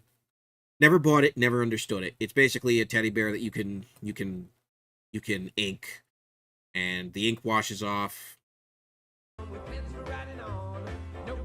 I'm gonna mute that because that might be copyrighted. I don't know. But yeah, this was the Doodle Bear. It was advertised like crazy for several years, actually, throughout the early 2000s. And I don't know if it ever caught on, but I guess if you really weren't an artistic kid, something like this wouldn't apply to you, really. It'd be like, what can I do with it? It was a Tyco product. Oh, wow. Tyco usually made electronics. Ah, Furby. Hey, Furby! Yeah? I actually had Furby, and so did my sister. I think these were the newer ones, though, because it had a better voice modulator. The original Furbies, I don't know if you guys remember what those sounded like. Those things were creepy. Oh my gosh, they were absolutely creepy. Show me a dance. Hey, Furby! Do tell me a joke. Knock, knock. Hey, Furby! What? Sing me a song. These were the better ones to have. They didn't have the thing on the head. They used to have a head sensor. They got rid of that because it was just weird. I might still have it. I think it got thrown away or something. But me and my sister both had a white one, and they talked to each other. They were freaky. They were freaky. Because again, this was during the time when You just gotta say. this was during the time when if you didn't have a pet, this was your next best thing. And kids really wanted pets in the early 2000s. They still do, I'm sure, but companies were trying to figure out how to give kids a pet-like experience without giving them a real pet-like experience, and were worrying about allergies and all the expenses and all of that. And trust me, I finally ended up getting a dog, and I know how that all goes. So I understand why parents weren't exactly excited to rush out and get their kid a kitten or a puppy or whatever. But yeah, even when I had a guinea pig, I realized it's a lot of work. Kids just don't understand how much work this stuff is. But it's a lot of work. It is a lot of work. I love you. New Furby, each sold separately. Batteries not included. You can find more fun at Hasbro.com. So this was a Tiger product. Tiger was a division of Hasbro, and they didn't survive until now because a lot of these consumer electronics ended up becoming apps. Unfortunately, I mean some of the toys did, but Tiger used to make, like, they used to make game show handhelds. I used to have the Wheel of Fortune handheld. I wanted it for years, and then I finally got one of the more recent versions of it. And also wanted the Jeopardy one, too, but never got that. But Tiger were cool. Tiger handhelds were great, especially if you were a gamer. Ask a parrot first. Okay, this was an awesome commercial. This was for Pokemon Ruby and Sapphire. So this would have been, that came out in what, 2002? When did that come out? I'm actually, hold on just a second. Pokemon Ruby and Sapphire. November 21st, 2002. So this was 2002 that this commercial would have came out. This was a cool commercial, though. This showcases people on interacting, and they animated it in later. It doesn't look like they used a green screen. But the theme was cool. 100 new Pokemon. Even though they showed Jigglypuff. This thing. This Game Boy Advance. This was the Glacier Purple Game Boy Advance. I always wanted this thing. In fact, I'm half tempted to go on eBay and try to find one in good condition. This thing was awesome. And I know that there are people who make custom shells. I'd love to get one of these in an orange. With a backlight. And they made it look backlit, which it wasn't, by the way. That's very deceptive. It's very deceptive. Because it wasn't. It was just, it was just natural light. They may have released an edition before the SP that was backlit. But as far as I remember, these didn't have a backlight. But I wanted Glacial Purple so bad. I had a regular purple one. Man, did I want Glacier Purple. Also, this introduced 2-on-2 battling. Now, my history with Pokemon is my parents never let me watch Pokemon originally. So, unfortunately, it wouldn't be until at least 2005 or 2006 when I ended up getting my first Pokemon game. My friend gave me his copy of Sapphire, and that was the first Pokemon I ever played. But I do remember this commercial because this was the time when they had, in 2002, they had commercials for Nightmare in Dreamland. They had commercials for all sorts of Game Boy Advance games. It was really, really cool. And they showed the gameplay on the Game Boy, which I thought was really neat. But yeah, this introduced 2-on-2 battling, and I don't know if do people like that?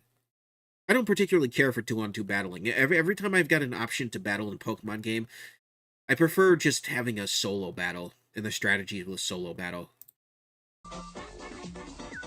Pokemon Ruby and Pokemon Sapphire. Only for Game Boy Advance. Rated E for everyone. Muzzy. This was a, Muzzy was a language learning animation. I never used it, but they advertised it like crazy in the early 2000s. Then they just kind of taped. Oh, and that looks like a BBC? Interesting. For the first time ever, 5 languages: Spanish, French, Italian, German, and English. I'm having some ear problems, so you'll have to forgive me about that. This is the biggest, most powerful Muzzy ever.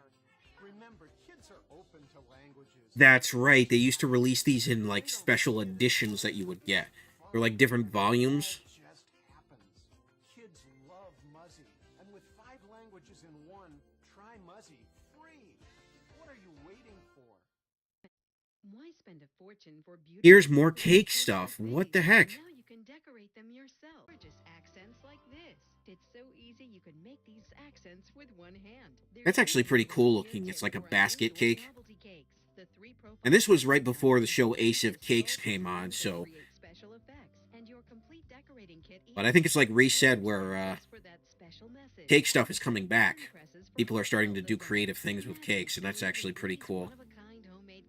All by yourself. You can order and receive the Betty Crocker 100-piece decorating kit with everything you see here, plus an easy-to-use instruction guide and a handy storage case to hold everything, all for $10 plus shipping and handling. You must be 18 or older to order. And these were pretty cheap too, and I think that would be the disqualifier for me, is that you're spending $10 for this. I mean, how long is that going to last? We're just having some trouble there. I don't know what was happening.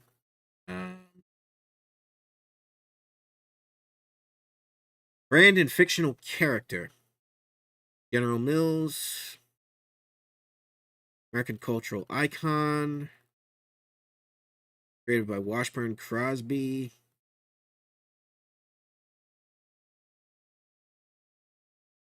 That was founded in Mississippi. Minnesota. All right, so it's never really been independent. So I guess this was just where their physical products were based, was Norwalk. Betty Crocker 100-piece decorating kit. 2 Morgan Avenue, Norwalk, Connecticut 06850. It's kind of weird that a General Mills thing wouldn't have it based in Minnesota, though. 1-800-909-6538. You must be 18 years or older to order. Is your dessert so boring? Whoa. Your family snoring? Not anymore. Introducing the original chocolate factory. This is... I'm starting to realize just how many food making products they tried to advertise straight to kids. This is weird. I know the idea is they're trying to get kids and families to start making stuff together, and that is really cool. But I will tell you, as an example, for example, as a kid growing up, and I don't know if I was the norm or not, but we did not make or bake stuff together as a family. Mom cooked everything. Sometimes Dad would cook some stuff, but none of the kids barely ever made anything that they couldn't microwave. Like, we didn't use the oven hardly at all. I started using the oven when I was probably 12 or 13, maybe younger. But in the early, like when I was 7, 8, 9, around the times I would have been in the early 2000s, I didn't use the oven at all. And there was one period of time where I forgot to use an oven mitt, and I grabbed the oven and I burned like this area of my thumb. And it burned really bad up until like the top area of my thumb here. It wasn't like a bad 3rd-degree burn or anything, but it hurt.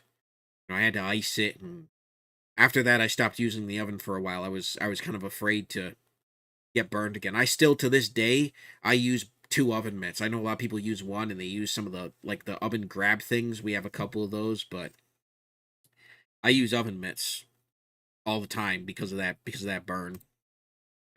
The fun, easy way to turn ordinary into extraordinary desserts. Just place in store-bought chocolate. Select your favorite. I mean, this is cool, but you can just use a regular. You could probably just use a regular fondue pot. Chocolate Factory's double boiler is 2 pans in 1.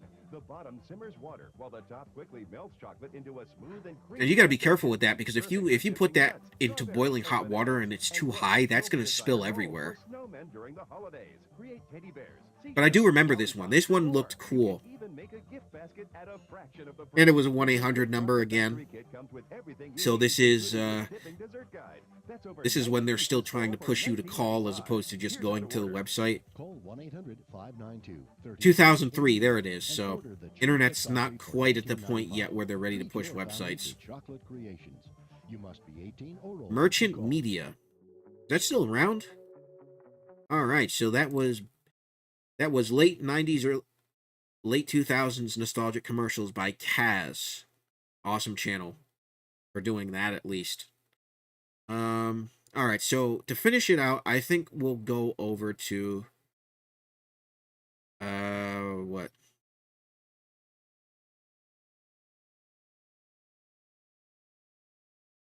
We will iconic 2000s commercial, fixed audio. Okay. Let's see what we got here. Oh, actually, before we do that, I want to look up Merchant Media real quick. Merchant Media. Oh, hey, they're still around. They got a website and everything. Merchant Media, LLC. Oh, hey, they've got the True Touch Pet Glove, the Swivel Store. Style Snaps? What the heck is that?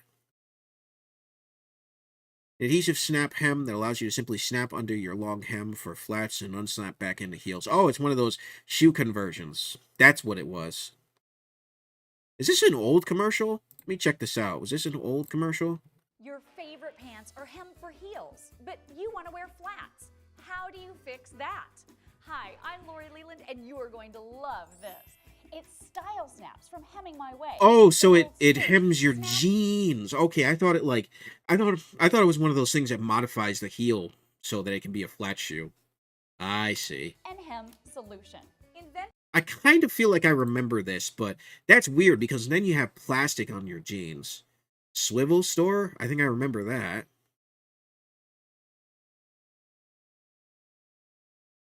So this was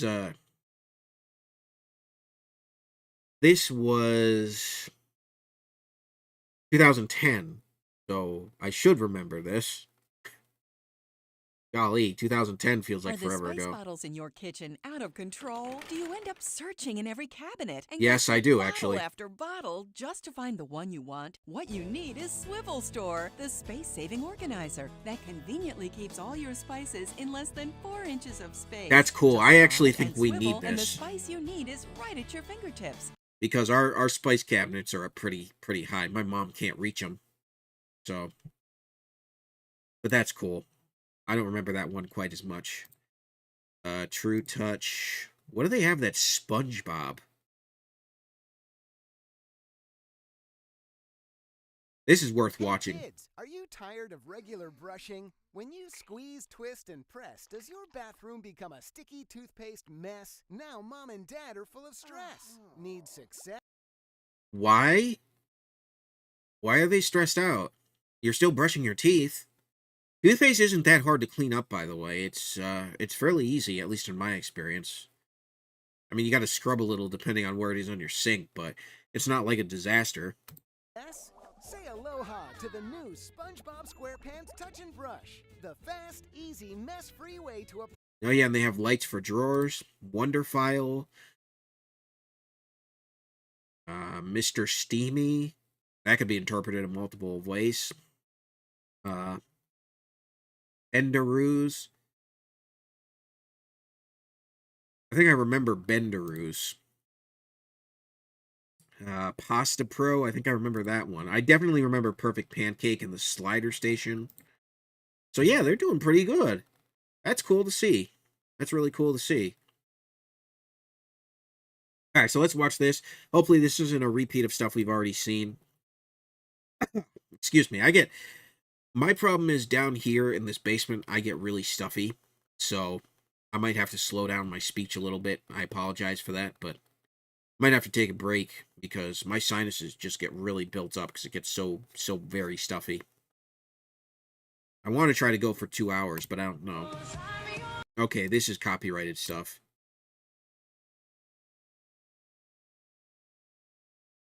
Celine Dion. The Power of Love. Michael Bolton. I remember this. This was, Now This Is Music. Is that what this is?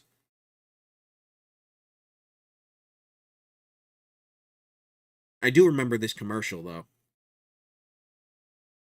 Okay, this is a Time Life CD. Ultimate Love Songs Collection. I do remember this because I remember, yeah, there was scrolling text and they would showcase all of these. And I'm not going to risk playing this because this is all copyrighted. This is record company stuff. Anita Baker. I've been listening to Anita Baker a lot. Same Old Love is... I've been listening to that on repeat for days. That is a good one. It's been stuck in my head for almost the entire month of January. It is a great song. That's a whole great album. What is that? Eclipse? No, Rapture, sorry. That is a good song. 2 discs for $16.99. That's actually kind of steep for CDs. Although it might have been standard. I don't remember what CD prices were at the time. I really don't. I Swear, that's a good one. All for One. I haven't heard that in a while. Again, I'm not going to play these because I'm, copyright. I'm already worried that this stream might already get clipped for that. But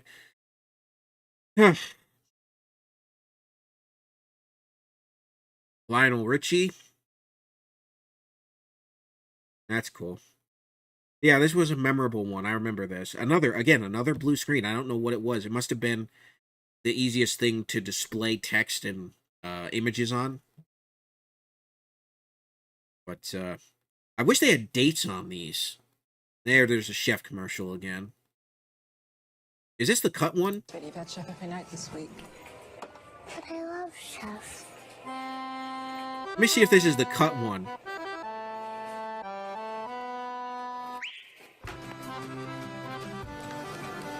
No, this is the full length one.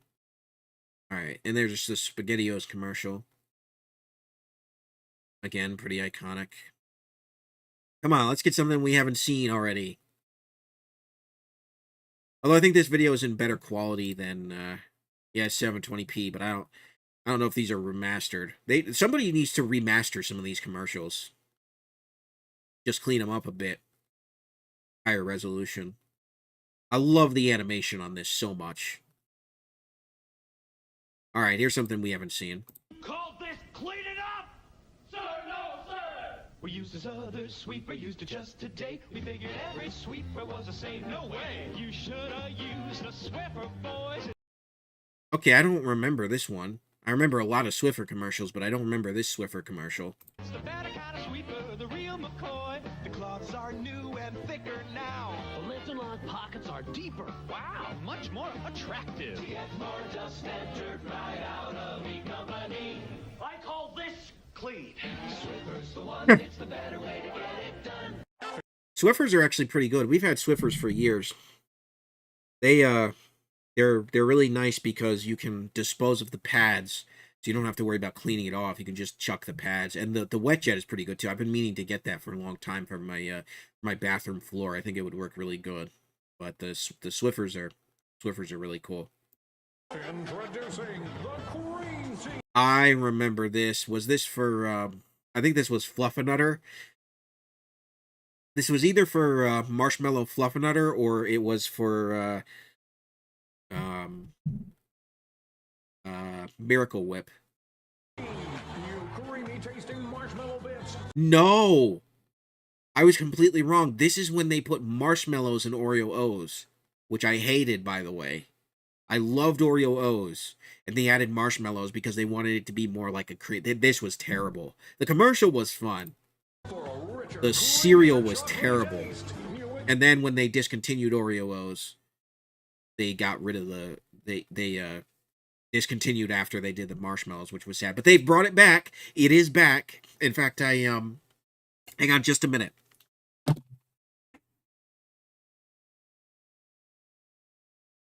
Let me see if I can find it.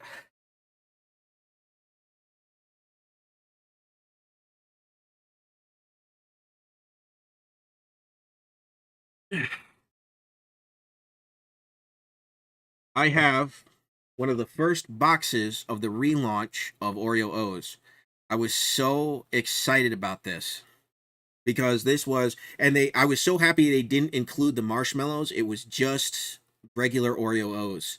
And I've got a new box of them upstairs, so they're still running strong. But this was a good cereal. It is a good cereal. I think it's a little bit more dry than it used to be. But my gosh, this stuff is good. Let me go put this back.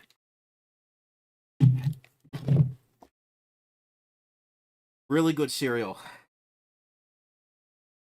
Not my all-time favorite, but a really good cereal.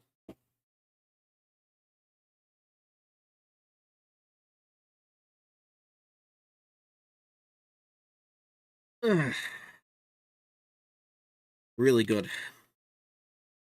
I loved Oreo O's, but I hated these marshmallows. The problem with these marshmallows was Lucky Charms marshmallows have a really good texture to them. These, for whatever reason, always felt hard and stale. And they sort of tasted like Oreo cream, but not really. And they didn't even really taste like cereal marshmallows. So they really weren't very good. It just was a bad decision. And I think it's what killed the cereal. It's why they had to wait to bring it back at least, however, 20, 15, 20 years later. Hi, kids. Welcome to Camp Chippewa. And let's all sing Kumbaya. We don't want no kumbaya. Oh, these kids are based. Screw you, hippie. We don't want no kumbaya. All we want is bubblegum. Bazooka, bazooka, bubblegum. Oh my gosh. Bazooka bubblegum. He's still smiling, by the way. They basically just said screw you. And he's still smiling. Download the song. Bazooka Bubblegum. I didn't have Bazooka much. Bazooka was, I don't know if anybody remembers, but Bazooka was ridiculously sweet. And it was thick. My favorite gums were, I liked Freedent, which, yes, I know, it's an old person gum, but my grandma always had Freedent, and she had both flavors. She had the peppermint and the spearmint. So I always had Freedent, Wrigley's. What was the one from Wrigley's that lasted a really long time? Wrigley's, it wasn't a fruit flavor, or was it? It was that yellow gum by Wrigley's. I like that. I liked bubble tape, which I'm sure we'll see some bubble tape in here. I liked, because I don't really eat gum much anymore. Not because I don't want to, I just never think to buy gum anymore. It's just not one of those things I think about. But I like bubble tape, Freedent, Bubblicious. Bubblicious always had really good fruit flavors. It didn't last very long, but they had some of the craziest fruit flavors. I remember when Bubblicious had LeBron's Lightning Lemonade. That one was cool. Actually, let's look that one up really quickly while it comes to mind. LeBron's Lightning Lemonade. There it is. 2004, baby. LeBron's Lightning Lemonade. So much hype. So much pressure.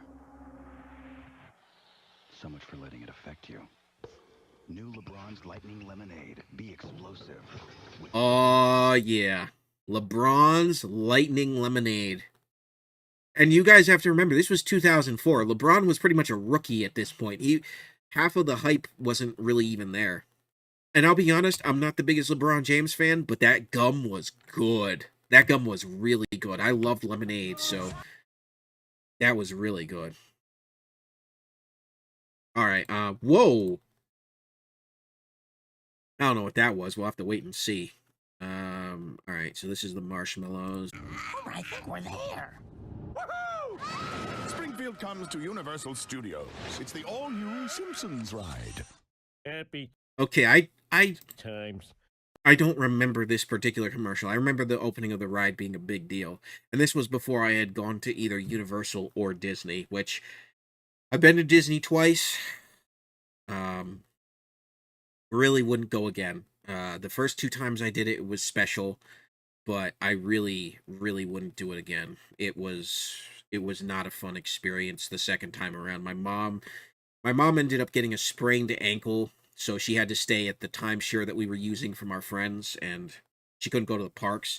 She still has her tickets. She has no way of getting them refunded or really using them again, I don't think. I don't know what they could really do, but it wasn't a fun experience the second time, and I ended up getting mildly sick. So it's because there's so many people. You're shoulder to shoulder with people. Eventually, you're gonna pick up stuff, which is why I'm sure a lot of people go with masks. Don't know if they really work or not, but we did the first trip. Excuse me, the first trip we went to Universal City Walk, and we ate at the Hard Rock Cafe. And I went into the NASCAR cafe. I got a NASCAR keychain, but we didn't go into the amusement parks. And I remember thinking, this is probably a better amusement park than Disney. So if I ever do go in, the Simpsons ride is still there, which I think it is. I think the whole Simpsons land is still there. I'd like to go and check it out. But this was when it was just launching. What was this? 2005, 2006? Don't miss it. They didn't have a date. Okay, let me quickly look up when that was. I'm sorry if I'm annoying you with looking all these up. If you're watching this as a video playback. The Simpsons. There it is, The Simpsons ride. May 19th, 2008. Wow. Okay, so this was fairly new. I knew the animation looked recent, but I didn't realize 2008 was the year I actually moved to Pennsylvania. I was 16 years old. That was very recent. What is this? Oh no! Oh no! Oh no! Oh no! You can't do this! You can't do this today! Oh no!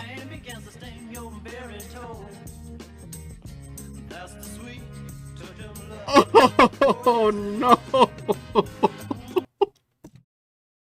You can't do this! I know it's not blackface, but you can't do this! Because people are gonna think it's blackface! Oh no! Oh no, Axe, no!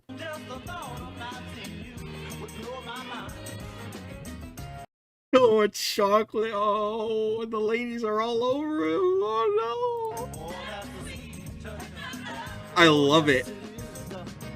It's so politically incorrect. It's hilarious. I love it. It's there. And to be fair, this is not blackface. Okay, I want to be very clear about something. All right, look at me. Look at me. This is not blackface. This is a literal chocolate man. Like I was saying earlier when I was making the joke about chocolate. This is literal. But you cannot do this today and have people interpret it in a non-political way. Holy crap. You cannot do this. This is not okay in today's atmosphere. I love it. And I've actually used that scent and shampoo, and it's actually really good with the chocolate. I've stopped using Axe years ago because their ads got way more inappropriate, but way more inappropriate than this. But boy, howdy, I don't remember this one. This is pushing it. Love it. Love it, but you can't do it anymore.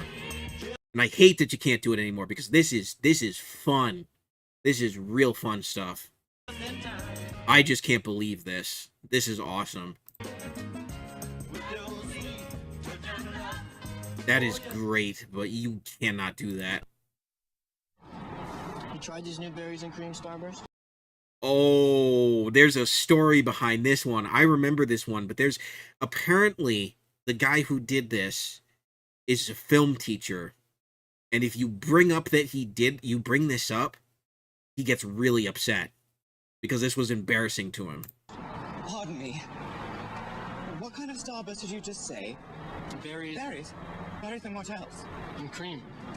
Oh! Oh! It actually looks like Rowan Atkinson, but it's not. Berries and cream, berries and cream. I'm a little lad who loves berries and cream.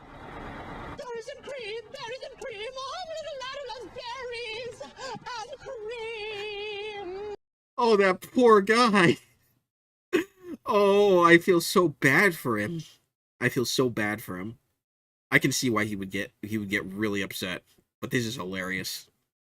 I keep forgetting to full screen it, guys. I'm so sorry. I actually never had when the Berries and Cream Starburst came out, but I do. Everybody remembers this commercial. It was everybody. This thing was cringe, but it was funny, and it still gets a laugh out of me at 30. All right, what's next? I am stuck on Band-Aid brand because Band-Aid stuck on me. I remember this. This is actually fairly recent.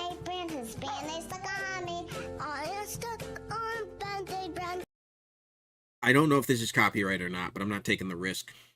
I just got that first half of it. But I remember this. This was actually fairly recent.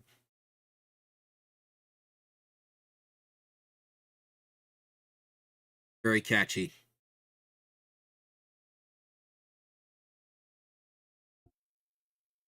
Here's some inside information from Betty Crocker. And I was trying everything. I don't remember if it was Ricola or if it was another brand. But apparently they do work. Do you like this top? So gay. Really? Yeah, it's... Whoa. Hold on. What did she say? Effective Ricola. Now try mixed berry with vitamin C. Wait a second. Do you like this top? So gay. Really? Yeah, it's totally gay. Oh my gosh. Wow. What a time we lived in, huh? Wow. You cannot do this today. That's all I'm going to say about this. You cannot say this today. This is how we used that term back in the day, but you can't say it today. I'm not even going to go into it, but oh my gosh, what a time. What a different era. You would get burned at the fudging stake for saying that today. You know, you really shouldn't say that. There did. Oh, I don't remember this at all. Say what? Well, say that something's gay when you mean it. Is that Hillary Duff? That is Hillary Duff. It's bad. That's how we use the word, though. We weren't talking about people. And we weren't insinuating that there wasn't... It was just a word to use. It used to mean happy. It's been co-opted now. Like, this is one of the things, and I'm not going to go off on a long tangent on this, but this is one of the things where people don't seem to understand that words can have multiple meanings. This was something that at one point meant happy, then it meant a certain lifestyle, and then it meant, like, dumb or stupid. And because there were people who lived a lifestyle that identified with that, now you can't use it in that context, even though the context is completely separate. You ask anybody who used it back in the day, they weren't referencing people. It was just something that was said. It was just slang. But this is when things started to get all PC. It's insulting. What if every time something was bad, everybody said, "Oh, that's so girl wearing a skirt as a top"? What? Oh, you are. Time something was bad, everybody said, "Oh, that's so girl wearing a skirt as a top." What? How is that even an apt comparison? That's so girl wearing a top? That's not insulting. I'd take that as like, what are you talking about? Like, that's not an apt comparison for what for the point you're trying to make here, Hillary. Oh, you are. Those are cute jeans, though. When you say that's so gay, do you realize what you say? Knock it off. So that's how it started, huh? That's how I don't remember that. I remember these ad council campaigns, but I won't go into too many details about the controversy surrounding this sort of thing, but I do want people to understand that when people used that term, they were not talking about people specifically. They weren't talking about people who indulged in that lifestyle. They were talking about, it was general slang. It was general slang. Should it have probably changed? Maybe, but it was general slang, and I'm not a fan of censorship, so not a great ad. Not a great ad. Not as offensive as the Axe ad, but not a great ad. Did you know that at the heart of every blow... Okay, I remember this. This was like an airbrush pen, I think. And it was like stencil airbrushing. Pen is a real brush tip marker, but a blow pen is much more than an ordinary marker. It's a marker and an airbrush in one for cool coloring fun. Yeah, you blew into it, and it had a stencil that you blew into, and it became... Yeah, that was cool. I remember this vividly. I never got it, but... The ink dries almost instantly. Did we mention these blow pens are the cool color change kind? I think, and they'll probably show it, but I think a lot of people use this to make like tie-dye shirts back in the day. That was a really neat thing. Great for sending secret messages. But wait, there's more. We also include a set of our amazing 3D glasses that take your artwork to a new dimension, plus 10 stencils to make your own masterpiece. Yeah, that was the only problem, was that you needed a stencil. You needed a stencil to be able to do this. I should move my webcam to this monitor, because I keep looking over here, and there's no webcam over there. And our amazing safety stencil cutter that cuts stencils out of regular paper but doesn't cut you. But that's not all. You also get a Color Workshop membership card. Oh, look at the iMac. Those things were awesome. The The flavored iMacs. I wish Apple would do something like that with the new iMac. I would actually buy that. I'm going to say that a lot, I'm sure, but I would actually buy some of the stuff that they bring back because, gosh, that was cool. Every school had these. Every school had these iMacs. To visit our website with your parents' permission and download new stencils each and every week. Gosh, I will say I was not expecting a ad council political style ad in these videos. That one actually caught me off guard, especially when she said that. I was like, "Whoa, am I gonna get in trouble for airing this?" But no, the context of the ad was "Don't say it," and I think if I put thought into it, I vaguely remember that because I remember a lot of these ad council ads. But I just wish that people understood that back in the day, people weren't trying to be insensitive. They were just using slang, and slang changes. I mean, just if somebody doesn't like it, then I don't know. I don't know. It's just weird. Stuff like that is weird, and I don't like the government necessarily being like you shouldn't say that because that's what that's coming from is the government. It's one thing if it's a group of people saying, "Hey, we personally feel offended by this. Please try to be a little more considerate. We know you're not trying to hurt us, but please, be more considerate of us and understand that hurts." Like I can say okay, fair enough. I might disagree with the principle of censoring language, but if you want me to be a little bit more considerate about that, then I just won't use that. Okay? But this Hillary Duff thing was almost a joke because she's like, what if somebody said, "Oh, that's so girl wearing a top?" It's like, what? That doesn't even make any sense. But yeah, let's keep going. I love this. I just want to talk about this iMac. I'm done talking about that last ad though. That was weird. You can call the number on your screen, and with your paid order, we will also include 2 of our new That symbol looks like a symbol that's used for the Trinity. Is that a Holy Trinity symbol or is that something satanic? I don't remember. body art blow pens and reusable stencils to make cool temporary tattoos. I don't remember the significance of those 3 rings. You get all this for the price. That's something spiritual or something or symbolic of something. I don't know what it is. $19.99. Also available for $14.99. Our turbocharged foot pump kit with 5 bonus blow pens. You can call the number on your screen to order. You must be 18 or older to call. Sorry, no COD. No COD. What was that? No COD. Okay, another break to look another break to look something up. No COD.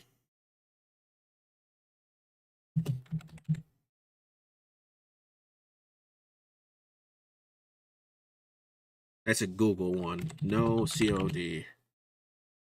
Cash on delivery. Okay. So cash on delivery or cash on demand is a sale of goods by mail order where payment is made on delivery. No, you have to pay up front because they don't want you to rob the delivery man.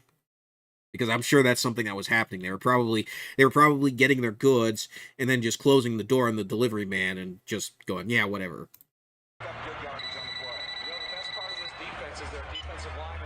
Hello? Hey, who? What's up? These guys are baked, by the way. All right, I'm going to actually take a quick break and go to the bathroom. And I think this is going to end up being the last video that I react to. But I'm having a lot of fun with this. Hopefully I can do this again. So I will be right back.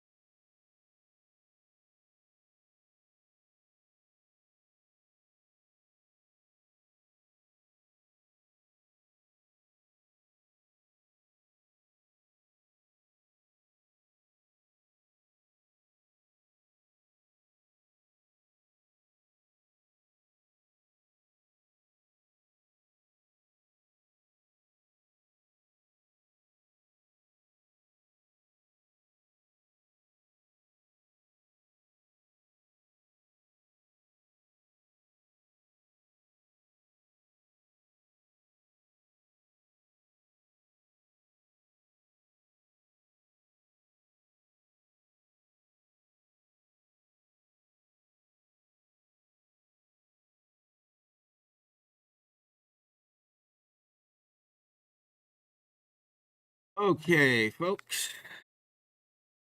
I'm back. Quick bathroom break. Been going for, let's see, 2 hours and 8 minutes. Wow. So I think what we'll do is this one's about an hour, so we'll try to get through this one. And if we don't, I'll just cut it off. None, B. Just watching the game. These guys are baked out of their minds. Having a bud.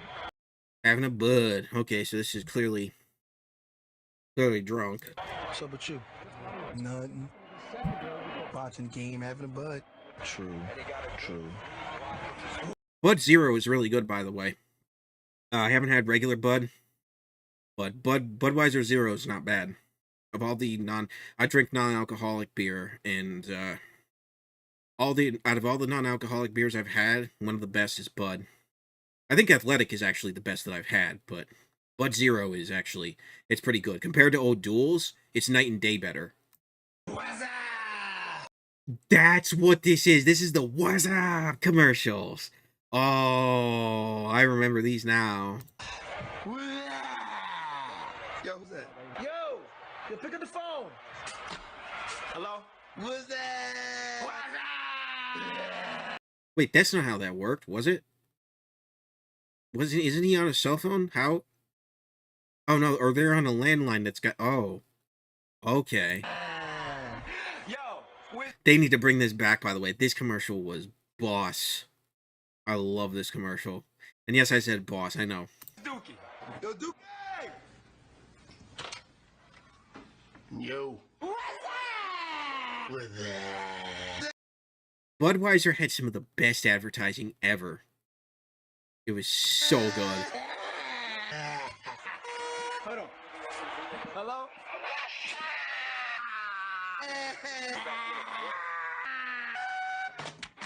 Oh, I love it. I absolutely love it. So what's up, B? Watching the game, having 2000. Wow. 2000 Anheuser-Busch. a bud. True. Oh, here's a SpongeBob one again. I'll fast forward this because we've seen it. Kids meal. Booty. That is Mix. Oh my gosh. It's booty. Wow. I like Mix a lot. I really do. That was weird, but well produced.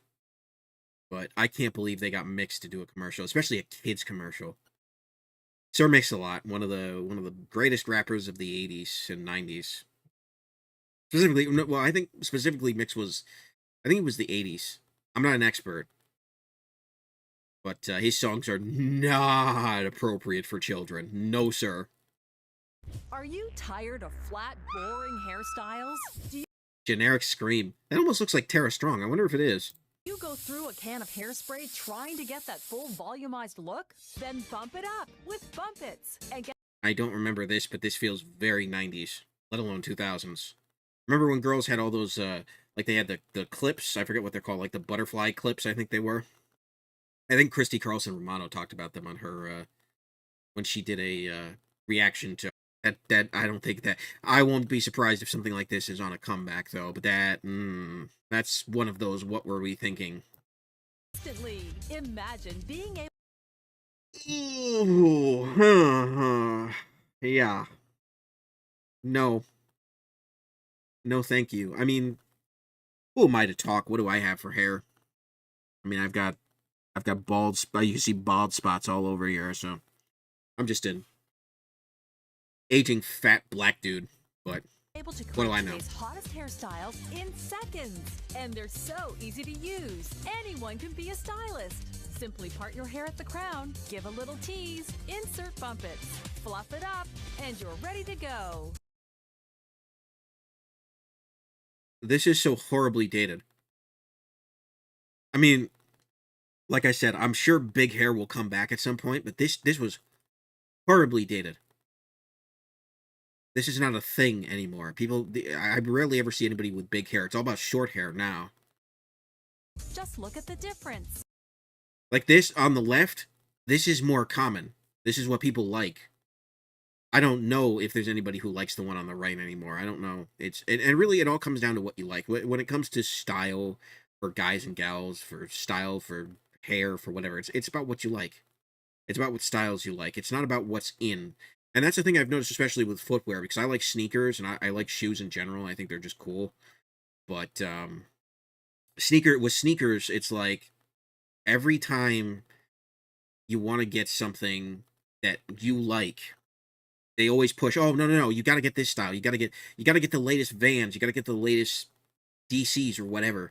It's like, I just like a simple skate shoe.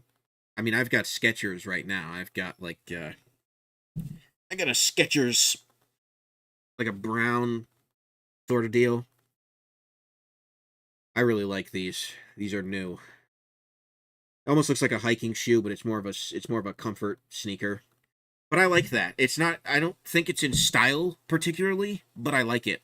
I like it a lot. So when it comes to fashion or hair or whatever, my advice, just do what you want. Don't worry about what's in style. If you've got a style that you like, wear it as long as you want. You know? But they're trying to push certain styles out with hair, with clothes, with shoes, with accessories, whatever. That's not my area of expertise, but I know what I like for me, and I would imagine for a lot of women, you need to hear, do what you like. Do whatever you think looks good for you. Don't listen to your friends who are, ew, you're all out of style. Like, my mom for years, my mom was always trying to get me to wear whatever was in style, and I never did. I wasn't about that. I like wearing hoodies and jeans every day, or if not hoodies, graphic t-shirts and ball caps. Like, that's my style. And I've stuck to it since I was roughly 12 years old or so. You know, when I started dressing myself, I knew what I wanted. I wanted t-shirts and jeans, and I've wore those ever since I was a kid. Amazing. But I will tell you, this reeks of a style trend that probably couldn't disappear fast enough for some people. Elegant, casual, sassy, flirty, and fabulous. With Bumpets, you'll feel confident and beautiful every day. It just makes it look like you have a bigger skull the hair is coming from. I think that's the thing about big hair, is it just looks like your skull is bigger. It doesn't necessarily look like, some of those looked okay, at least to me, if I was to judge anything, but I don't know. It's just it feels like it's a dated style, and you could tell they've got like 80s runway music. It's just, styling hair can take forever. this must have been at least 2000, 2001, maybe 02, 03, but this couldn't have been 2010s. If this was 2010s, I'd be floored. Flat, bump it up, and your style lasts all day long. Bumpets are incredibly comfortable, stay completely concealed, and are super secure so they won't fall out. Wear Bumpets anywhere, every day. They're the easiest, most versatile hair accessory you've ever worn. One trip to the salon can cost over $100. Yeah, because from what I understand, what they do at the salon is they just put a bunch of chemicals or stuff in it, or they try to layer it on top of itself, and you just kind of wait for it to come undone or whatever. I don't know how any of this works. So I'm just talking out of my butt here. But I mean, it's a pretty nifty thing for the time, but it seems horribly dated now. So why not pick up your Bumpets today and get that salon look every day? Or get that 80s look if you want it. Does anybody have these?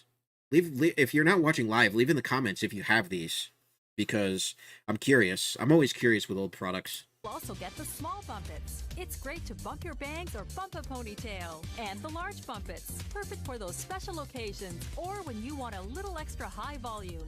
Plus, the easy-to-follow style guide.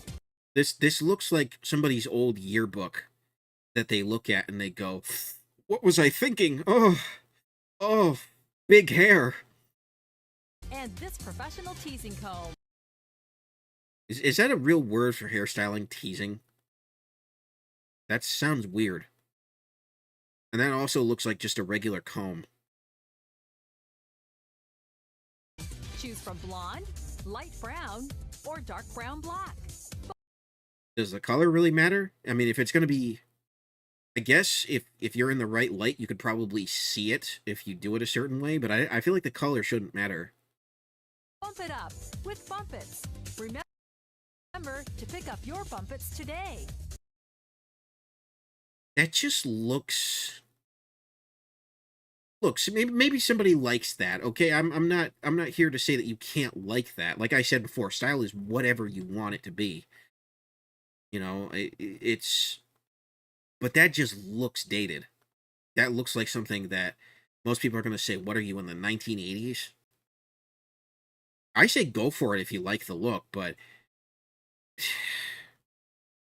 that looks dated to me. Hey, Fruit Loops, Toucan Sam. They tried changing Toucan Sam's design recently and it went absolutely terribly. Toucan Sam, how would you make milk more fun? Oh, this is when they had the Fruit Loops milk straws. That's what I think this is. With Fruit Loops cereal straws. Yes. Fruit Loops cereal straws, and they had like a milk lining. Just dip them in and sip, sip, sip. And pull them out and munch, munch, munch. All together now. I don't know if this is copyrighted. Dip, sip, munch. This is a time when they had so many gimmicks surrounding cereal. It wasn't enough for them to just sell you a box of cereal. It had to be some wacky flavor. You had to have some gimmick around it, like a cereal bar or an edible straw in this case, or Big Cereal is the most recent one. They've had like jumbo Cocoa Pebbles. I had some of those. I never ate them. I think they're still sitting in the thing sealed. They're probably no good. But my mom was at the store. She's like, "Hey, this thing looks neat." I was like, "Oh, thanks, Mom. That's cool." But yeah, wow. Gimmicky is definitely a word to describe what was going on with cereal at the time. It's a milk-lined thing. Oh, Toucan Sam's nephews. You don't see them anymore. And this is a Campbell's Soup ad, I believe. Okay, that's copyrighted. Let it snow, let it snow. I remember this one. This one was really feel good. From Campbell's. Let it snow, let it snow. Yeah, I had to get that part. I don't care if that's copyrighted or not. That's the part I remember, that commercial. This is a kid smiling. The let it snow. Just feels good. Feels really good. I never liked chicken noodle soup. I was never a chicken noodle soup guy. I had it, I think, 3 times total in my life, and it was all Campbell's. Wasn't terrible, but I remember when they had the drinkable soups, which I think they still do. They had like chicken noodle stars. That was gross. I really didn't like that. Oh, it's the Can You Hear Me Now Verizon guy who ended up going over to Sprint, and Sprint ended up going out of business. Whoopsie. Can you hear me now? Good. Can you hear me now? How do you build America's largest wireless network? Can you hear me now? Good. By never being satisfied. Is that James Earl Jones? Wow.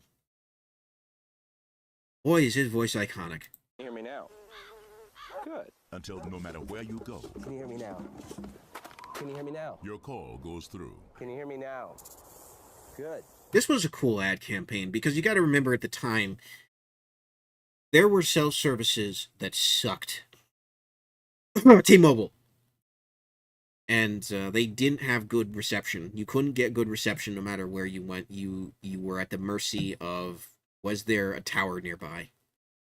And it's still like that for some carriers today. There's a lot of prepaid carriers that are very, very poor call quality. I'm on Boost, and if you're by a Boost-owned tower, it's pretty good. And their overall services are pretty good, but the call quality definitely takes a nosedive. You have to get like an internet call app in order to have any decent quality, because you're making a call over the internet as opposed to the network. But I think with 5G, if these companies get 5G and it works, I think bad call quality is going to be a thing of the past. Might already be on some networks, because T-Mobile has desperately over the years been trying. They've been persistent. They were one of the worst carriers in America, good internationally, but one of the worst carriers in the United States, like notoriously bad. I remember a couple of years ago, I was in Best Buy with my dad as he was looking to change plans because we were on a family plan. And he asked the lady at Best Buy, he's like, "What about T-Mobile?" And she went, "Oh, gosh, no." So, yeah. There was a time when they actively said, no, don't get to T-Mobile. So I don't know what it's like now. Maybe you're a T-Mobile customer, but this was what sold a lot of people on Verizon, because at that time, there were a lot of carriers that had really bad call quality. You'd be in a grocery store, you'd be going down the road, it wouldn't matter. You'd have horrific call quality. So this was a very relevant commercial for the time. It's still very iconic. Verizon Wireless. We never stop looking for you. And then Sprint poached the guy, and they started using him for that ad campaign a couple years later. It was actually several years later, I believe.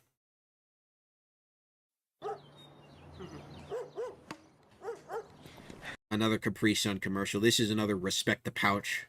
I think he hits it and it blows up or something.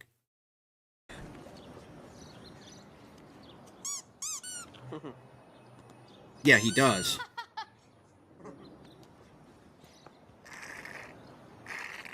Also, does anybody remember, and this is more recent, but does anybody remember when they launched the giant Capri Suns? They launched these pouch Capri Suns that were like this. They were like this big. I don't know if you can see what I'm doing here. Like this big. They were like this long.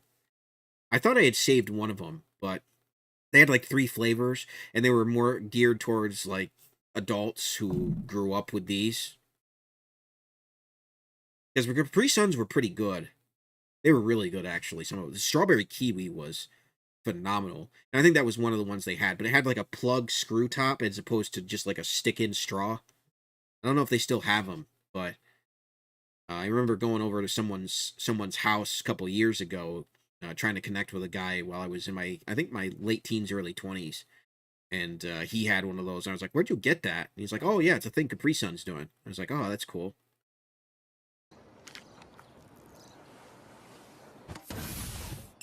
Oh, yeah, it turns him into a bobblehead.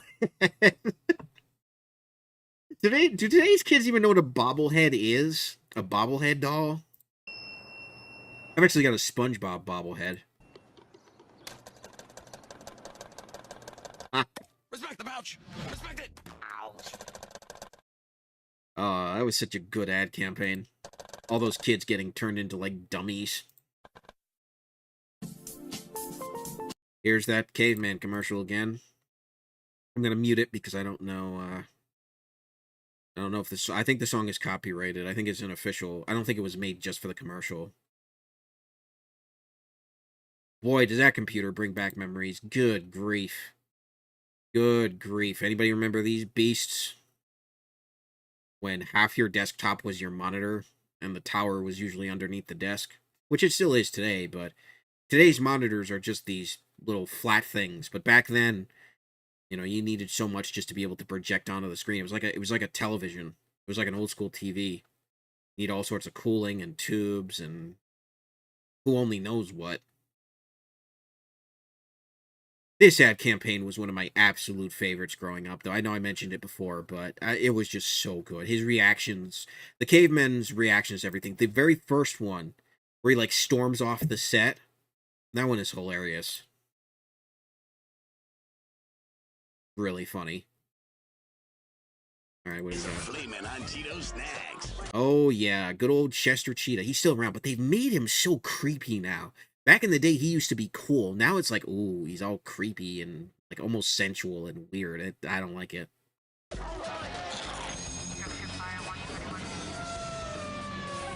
go. Whoa, Chief, there's no fire here. Just flaming hot Cheetos. Here, try one. This must have been when these just came out, because these have been out forever now. They can handle it.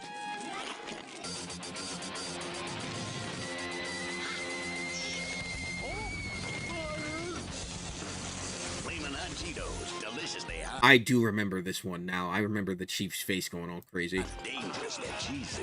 Now, I have had Flaming Hot Cheetos a couple of different times, and they're okay, but they are hot. I mean, there's more heat than actual cheese flavor, and that's something I'm not a huge fan of. If you're gonna do spicy, you know, you should at least undercoat it with some decent flavor. But these are like, they're just red, and you get the red dust everywhere, and it's just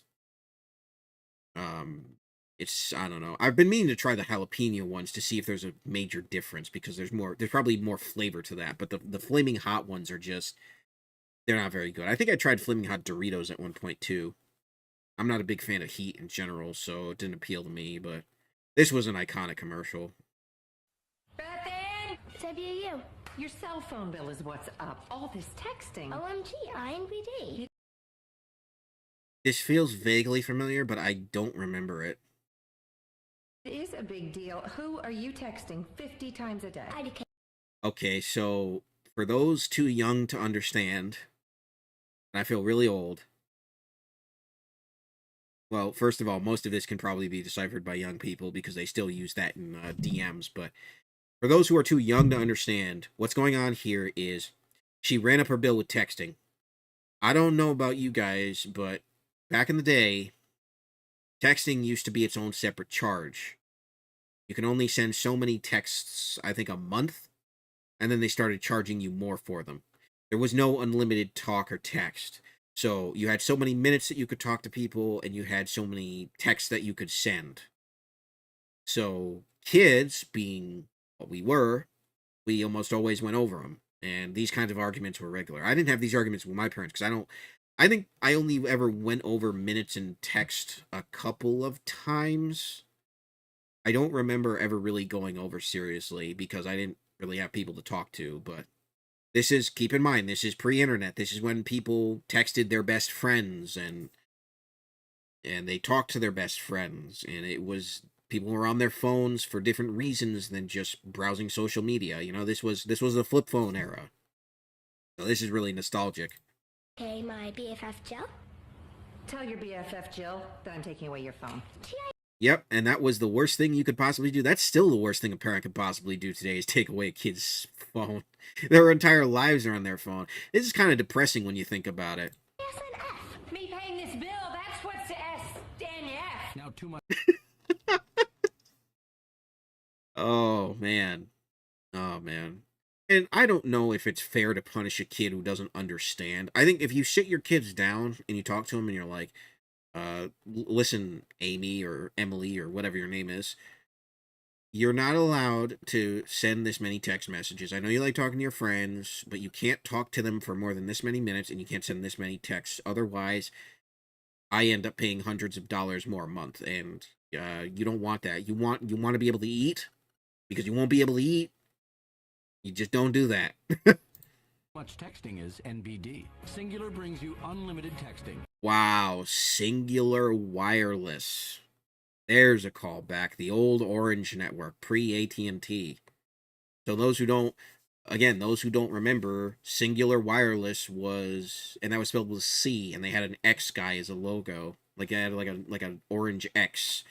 Singular was one of the premier wireless carriers, and then they ended up getting bought out by AT&T, and their shops got converted to AT&T, and they stayed that way ever since.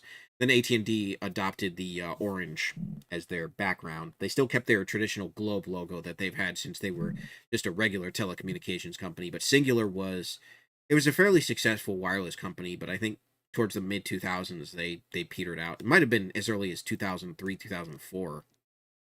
That they merged with AT&T. I don't remember. Actually, let me look at that real quick so I don't get my information wrong. Singular. AT&T Mobility, that's what it's called now. Wholly owned subsidiary. Originally known as Singular Wireless, a joint venture between SBC Communications and Bell South. From 2000 to 2007. Wow, that actually lasted longer than what I remember. Company acquired old AT&T Wireless in 2004. SBC later acquired the original AT&T and adopted its name. Singular became wholly owned by AT&T in December 2006. As a result, AT&T's acquisition of Bell South. So they bought out AT&T. And then AT&T ended up buying them because now they're part of AT&T Communications. And AT&T is owned by Warner now, right?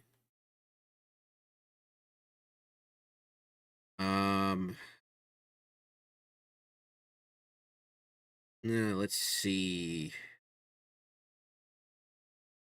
Alexander Graham Bell was the original founder of AT&T.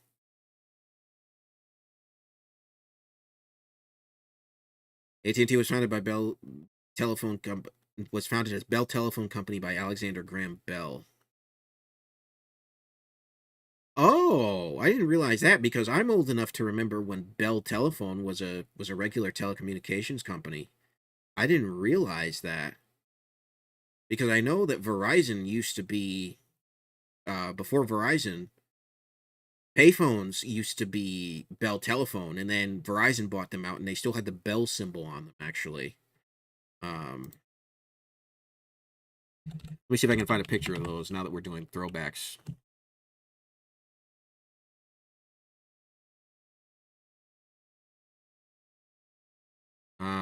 Yeah, there it is.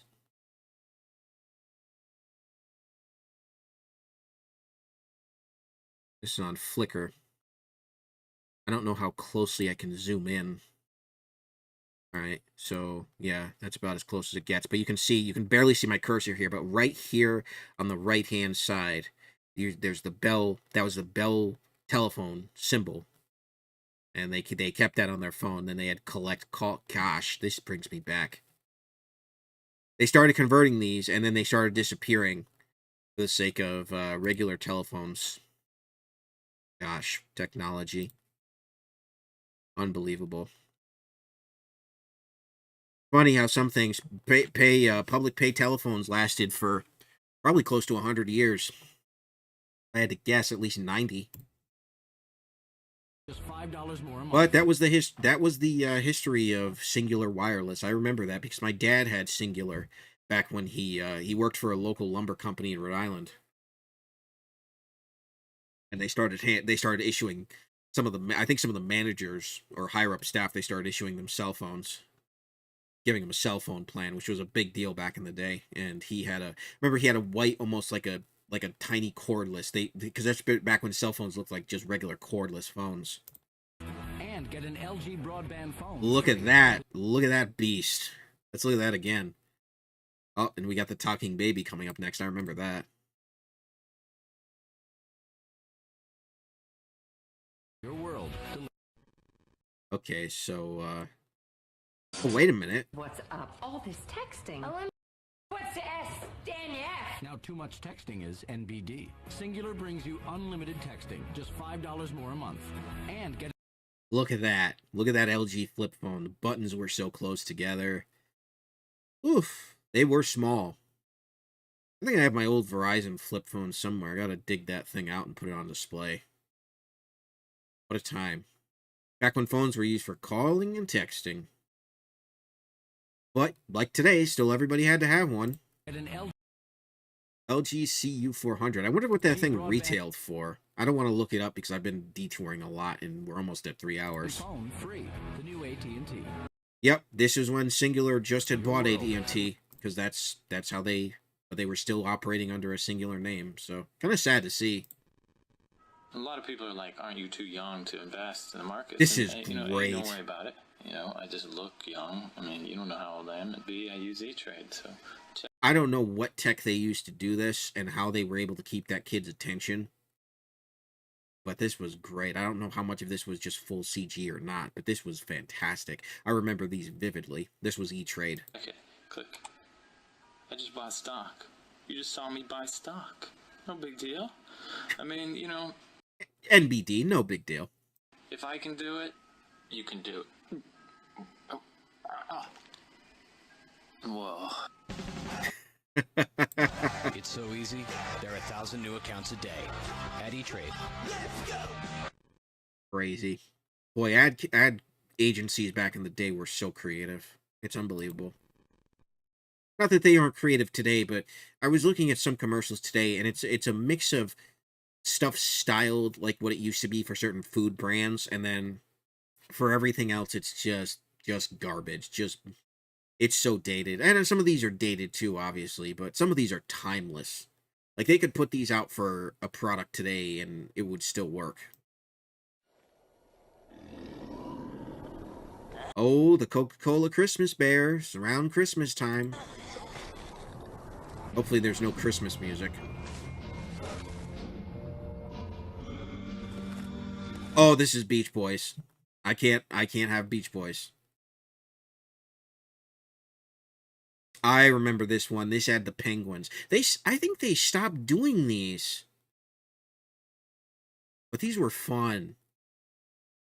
They were probably expensive as all get out, though, for Coke. That level of animation probably was not cheap.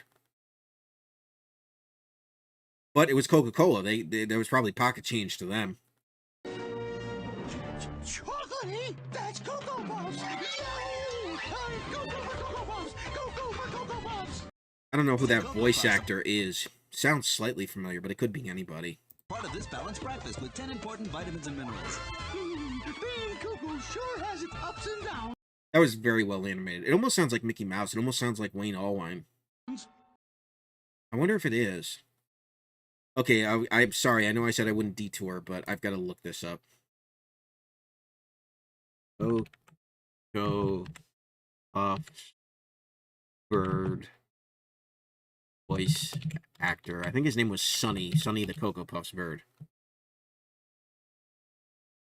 Oh, he died recently. Oh, it was 2018, not that recent.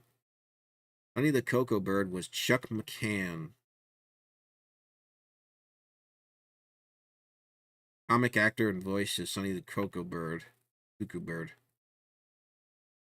Wow. Never heard about that one. Rest in peace. But that's the way it goes when you're older.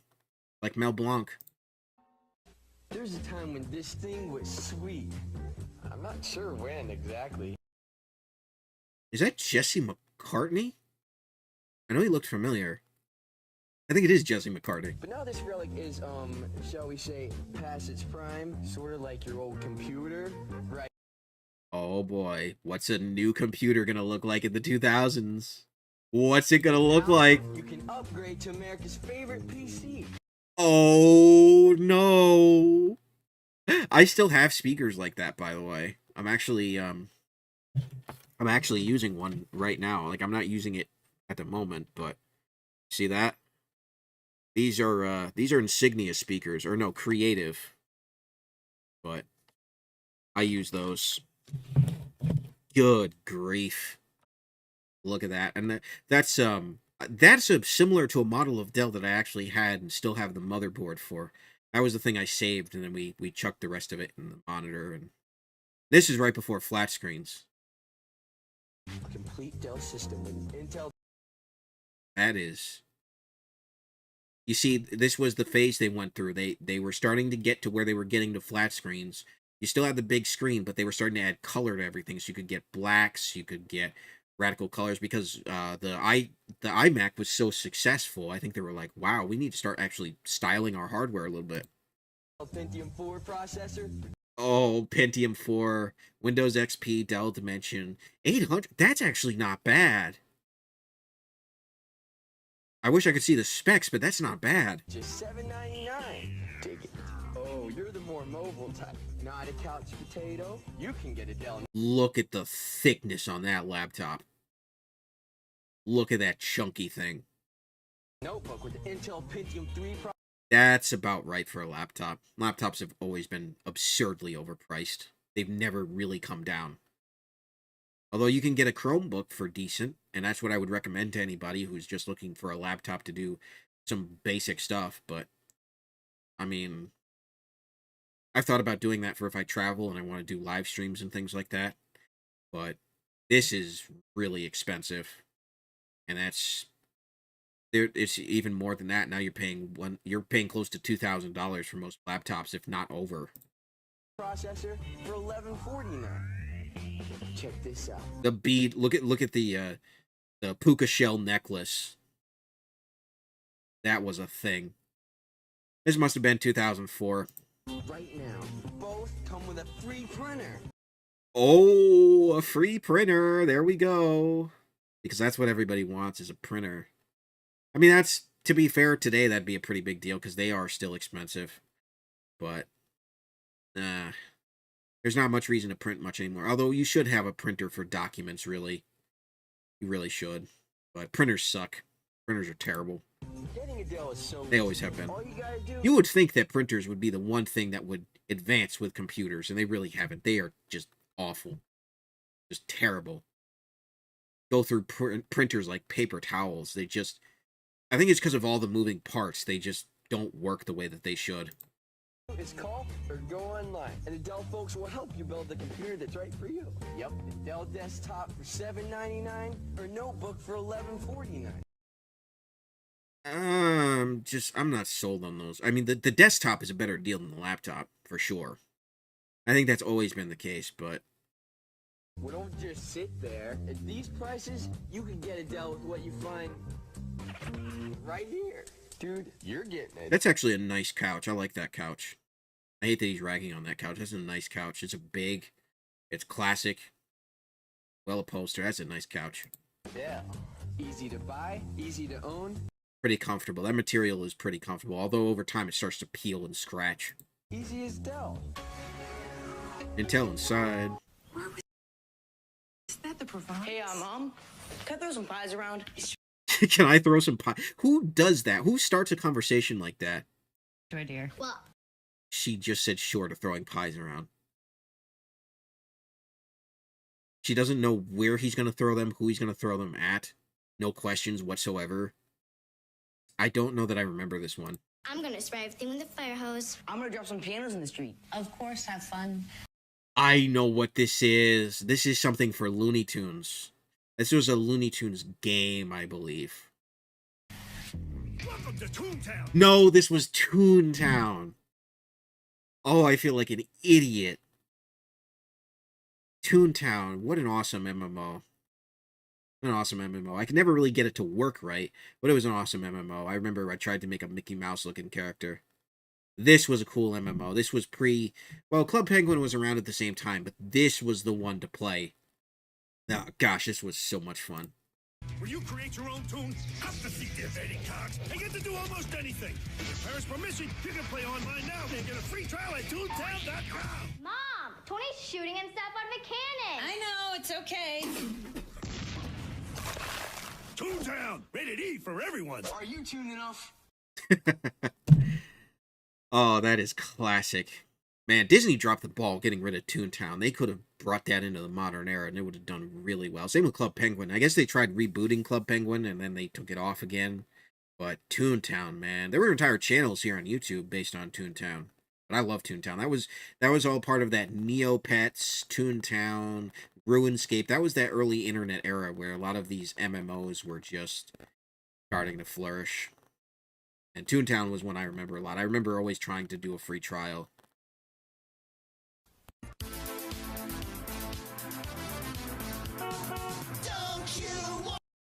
Okay, I think that's copyright. I mean, it's the Chips Ahoy cookie singing it, but and I remember this. I remember these because they start picking them off one by one. It's like, no, don't eat me. Who's gonna drive the car? Chunky Chips Ahoy. See, I remember a lot of these folks. Education Connection. I don't know if that's copyright either, but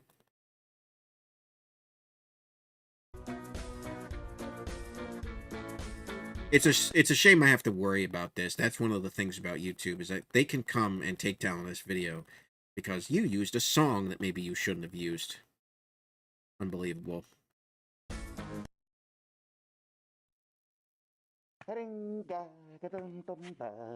I remember these. There were a lot of Eggo. They really wanted kids to eat Eggo waffles, and they weren't terrible. They aren't my first choice of waffle, but it's all my mom used to buy us because it's like, hey, it's something healthier than what you're eating, which is just a bunch of cereal. So fluffy on the inside, you won't be able to leave them alone. And they had their own syrup, which I don't know if they still have, but I do remember their syrup, and I bought it once. It was alright. It's just, if you have a regular waffle, an Eggo waffle tastes terrible. Because it's literally, it's an egg-based thing. That's why it's called Eggo. That's why it tastes different. It's egg yolks. The irresistible part of this. But the ones with chocolate chip are pretty good, and for a while, and I don't know if they still have it because I haven't checked, but for a while, Eggo had their cinnamon toast waffles. I don't know if we'll see commercials for that on here. In fact, I don't know. We're getting closer to 3 hours, so once we hit that 3 hour mark, I'm going to call it regardless because I don't want this to go too long. I might, if the copyright thing goes okay, I'm probably going to do some more of these. If it doesn't, I'm just going to do regular talking streams. But this was a lot of fun. I really hope that nothing happens to this video so people can watch it.